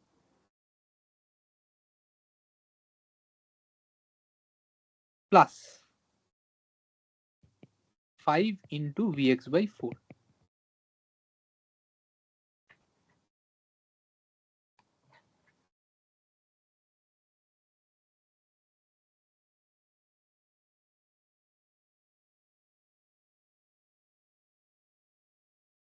Agreed?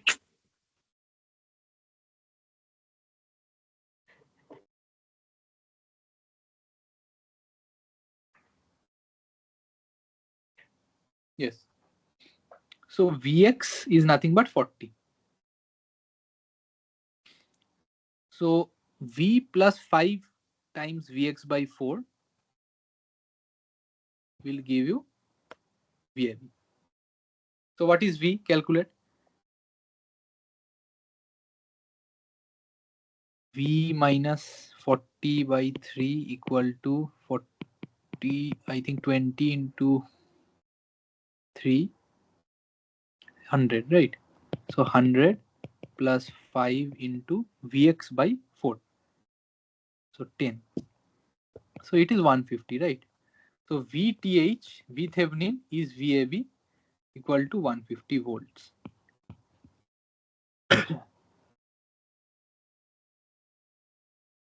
Now calculate I Norton by shorting.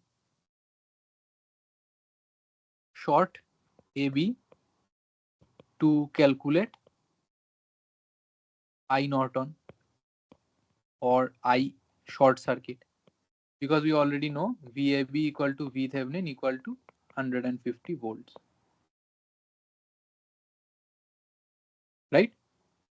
Now we need to calculate for the same circuit. Let me draw it again. 2 ohm, 3 ohm, and then this is 10 ampere. This is the next step, okay, to calculate I Norton current. 5 ohm. Okay. Then you have Vx by 4. Realize one thing, that once you short A and B, Vx value will change and same will be this value changing. So you need to calculate Vx value, right? So this was 0 volt. So this is now again 0 volt. This node potential is now changed to 0 volt. But this current is still Vx by 4 is sorted. Vx. Yes, please repeat. Vx by 4 is sorted. Yes, you need to short. Need to short. Why? To determine Because of short circuit. Correct. Norton current or ISC. जैसे आप Thevenin voltage when you determine, you open VAB and determine voltage. But the dual of Thevenin is Norton. If you want to the current representation, which is the dual of Thevenin, you need to draw the I short circuit. So I short circuit you need to determine. This is ISC. You mark it as ISC.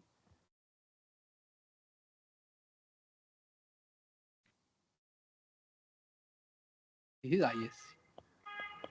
So what is ISC? Can I write the Kirchhoff's law? This current I know. What is this current?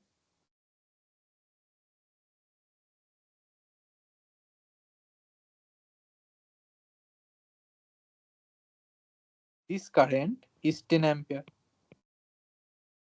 This current is Vx by 2. Because this is the reference node. So 10 ampere here, Vx by 2 gone. So 10 minus Vx by 2 coming here. And 10 minus Vx by 2 current when added with Vx by 4 gives me I short circuit.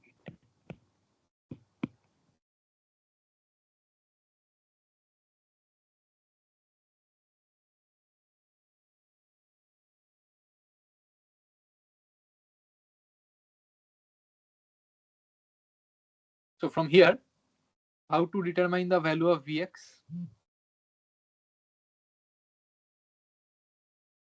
Anyone? I need another equation.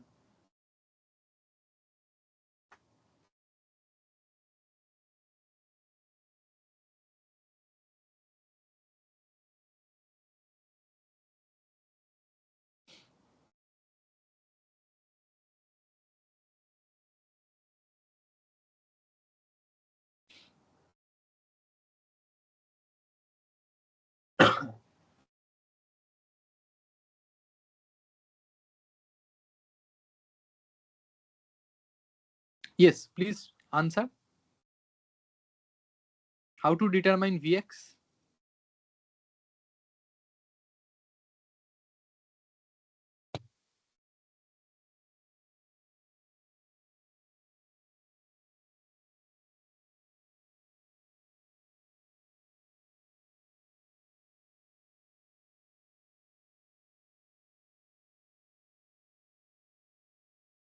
Let us assume a voltage here, okay?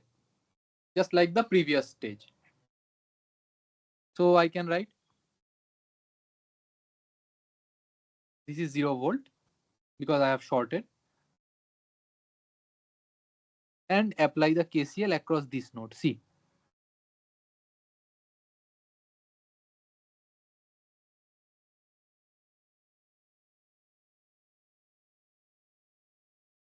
So can you write the KCL?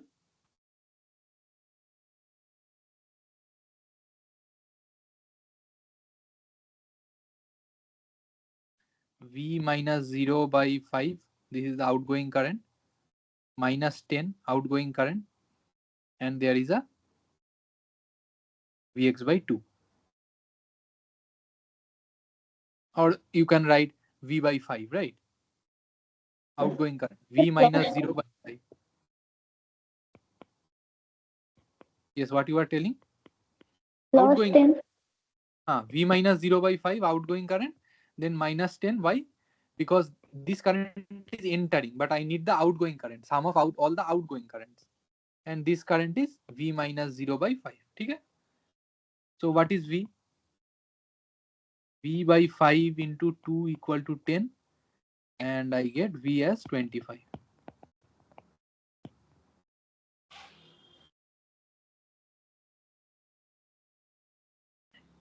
Then what is Vx? It is easy now. V is 25. Then you use voltage division rule. 25. Okay. Voltage division rule, na? 25 Yes. into 2 by 5 is Vx. This is V. How much is it? 10. 10 volts. So Vx is 10 volts. Now once Vx is known, you can plug it in here to calculate ISC. 10 minus 10 by 2 plus 10 by 4, it is 7.5. 7.5 or what? 5 plus 2.5, yes, 7.5 amps. So ISC, right? Now once ISC is known, you can determine equivalent resistance. What is it? I told you VTH by ISC. VThevenin is open circuit voltage. I Thevenin is I Norton. I Norton is I short circuit voltage. Everything, right? So V Thevenin or V open circuit was 150 volts. R equivalent is nothing but RTH or R Norton. What are they? I am just drawing. Okay. Divided by 7.5. 20. So 150 by 7.5 is how much? 20. Correct. 20. So either you can draw like this. 7.5 parallel with 20 ohms, and then the point of interest AB, whatever circuit is there. This is the reduced part. This is the part of interest. This we don't touch. This is Norton, and Thevenin is its dual. What we do? Voltage source V Thevenin, which is nothing but 150, which is nothing but VOC, but in series with RTH or ZTH, what you tell. Thevenin we tell. This is nothing but REQ. Okay, so all are same. All these are same. Okay, 20 ohm, but in series. Then comes the AB. So these are duals, right? Understood? Yes, sir. So this one I give as homework. You will be able to solve after this. I am giving you the answers, right? So I short circuit will come out as 25 amps. Your V Thevenin will come out to be 100 volts. And obviously R equivalent will be 4 ohm. Just try.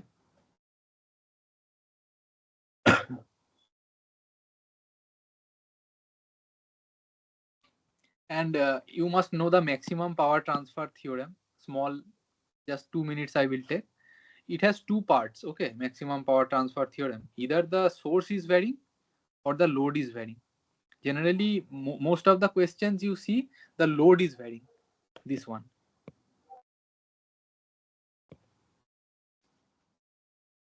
So if load is varying and it is a DC circuit, then what should be the value of the RL such that maximum power is drawn? It should be equal to the RS. That is the equivalent internal impedance.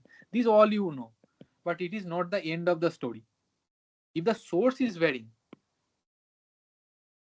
source impedance, and you want maximum power to be transferred to the load, maximum power transfer theorem, why we use?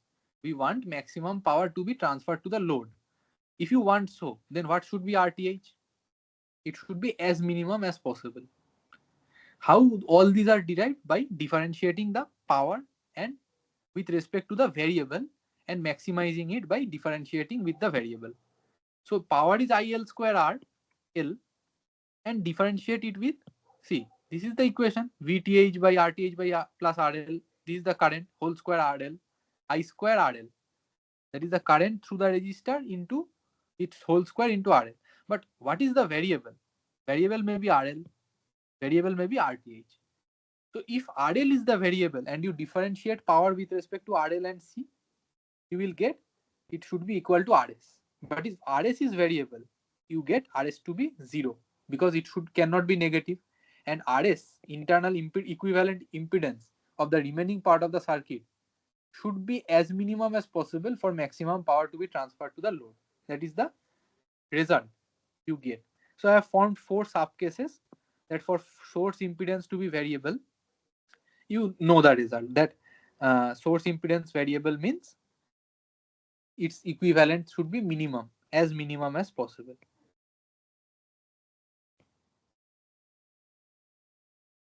Now, load impedance is variable, not resistance. Then it is the conjugate. In DC, you don't care because there is no conjugate. But actually, it is actually conjugate.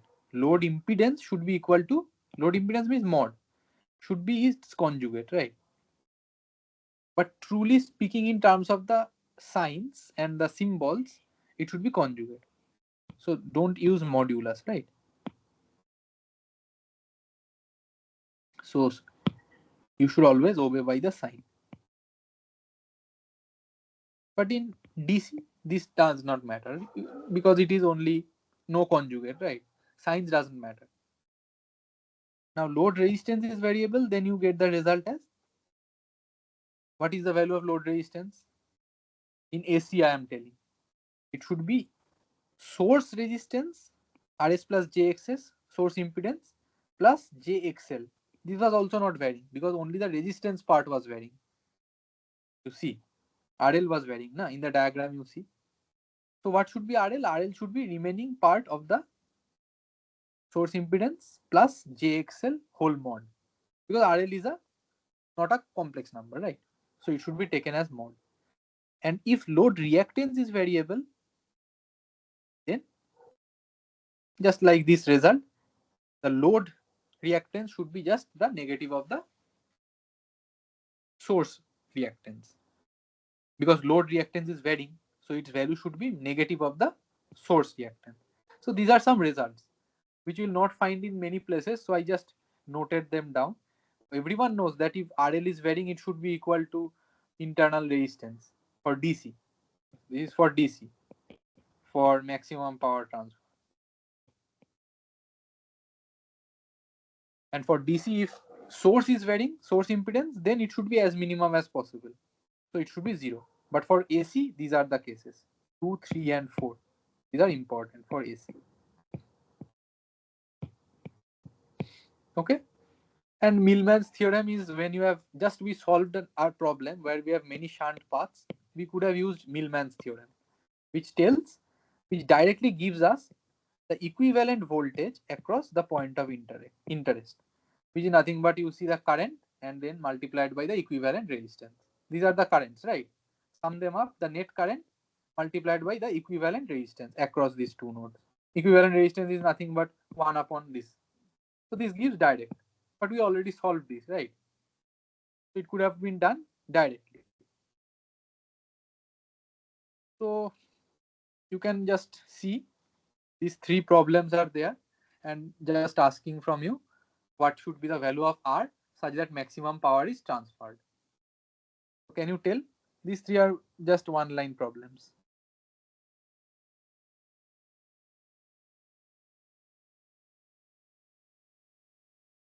So as you see, here the load is varying, right?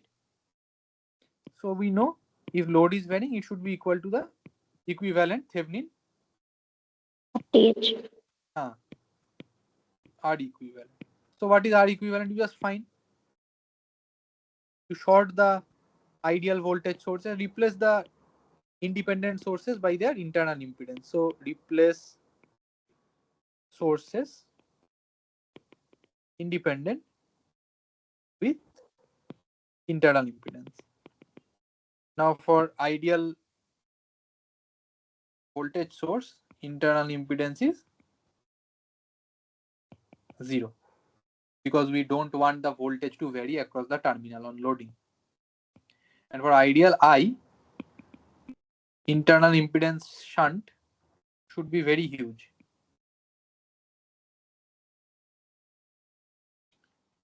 Same for the purpose of loading effect. Now if you replace them, what you are getting 20 ohm, 8 ohm, and then you can just calculate how much is it coming. 5 into 20 by 25 plus 8, 12, right? 12 ohm. And this, I told you, if source side is varying, it should be as minimum as possible. What is as minimum as possible? 0. Then only it will short and then maximum current will be flowing through the load. These are easy. Similarly, if this is varying, what should be the value of this R so that maximum current flows to the load? Can you tell me?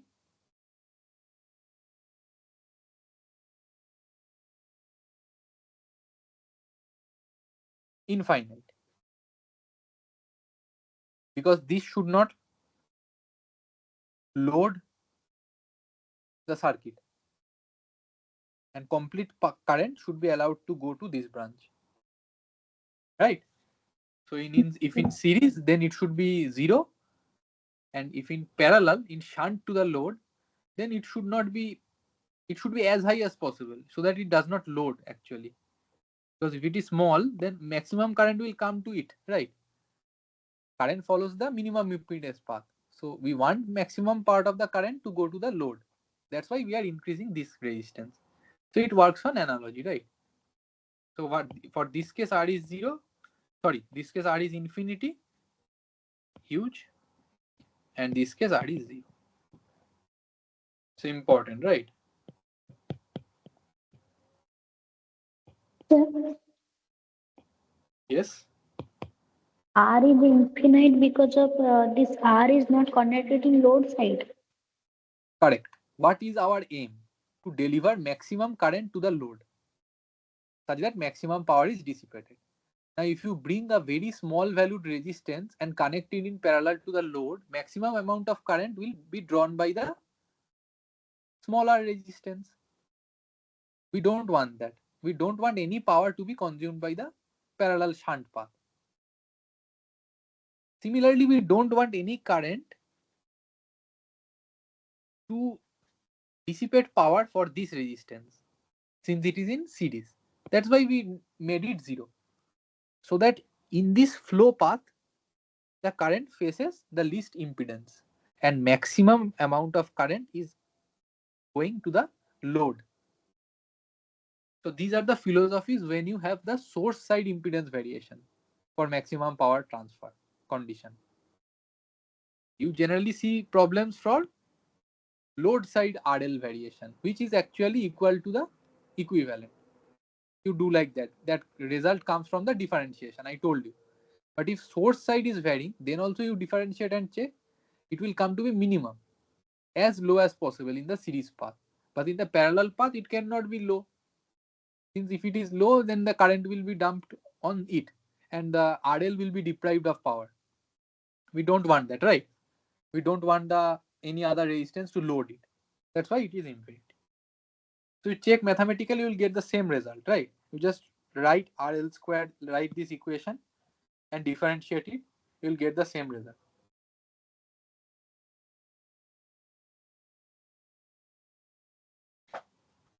Right? Yes, sir. Just try it and then see. So you try this small problem as a homework, the superposition principle. It will be interesting and I will ask you in the next class. Okay. I will ask you the answer. I will not give the answer. So you try this superposition problem, right? Yes, Give it sir. as take a note of the problem. So, and basically the Millman's theorem, one problem was there. So this equivalent voltage we could have written 60 by 5 in the positive direction and minus 20 by 20 V by I we are doing. V by R we are doing to find out the current, plus 3 in the upward direction and plus 0 because there is no voltage source, divided by equivalent resistance. What is the equivalent resistance? Don't see this resistance because you have this resistance connected in parallel to a voltage source. So its voltage across this resistance will not change. Only this resistance will play, right? So 1 by 5 plus 1 by 20 plus 1 by 4. You just check this, it will come out as V equivalent to be coming out as 28 volts. And once you find V equivalent, you can see R equivalent and then form the network. V equivalent in series with R equivalent and then form the RL and then you can find out R equivalent you can find out as 2 ohms from here. Okay. These are equivalent.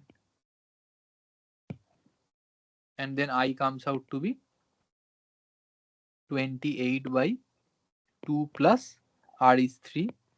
So 5. So 5.6 amperes. Okay.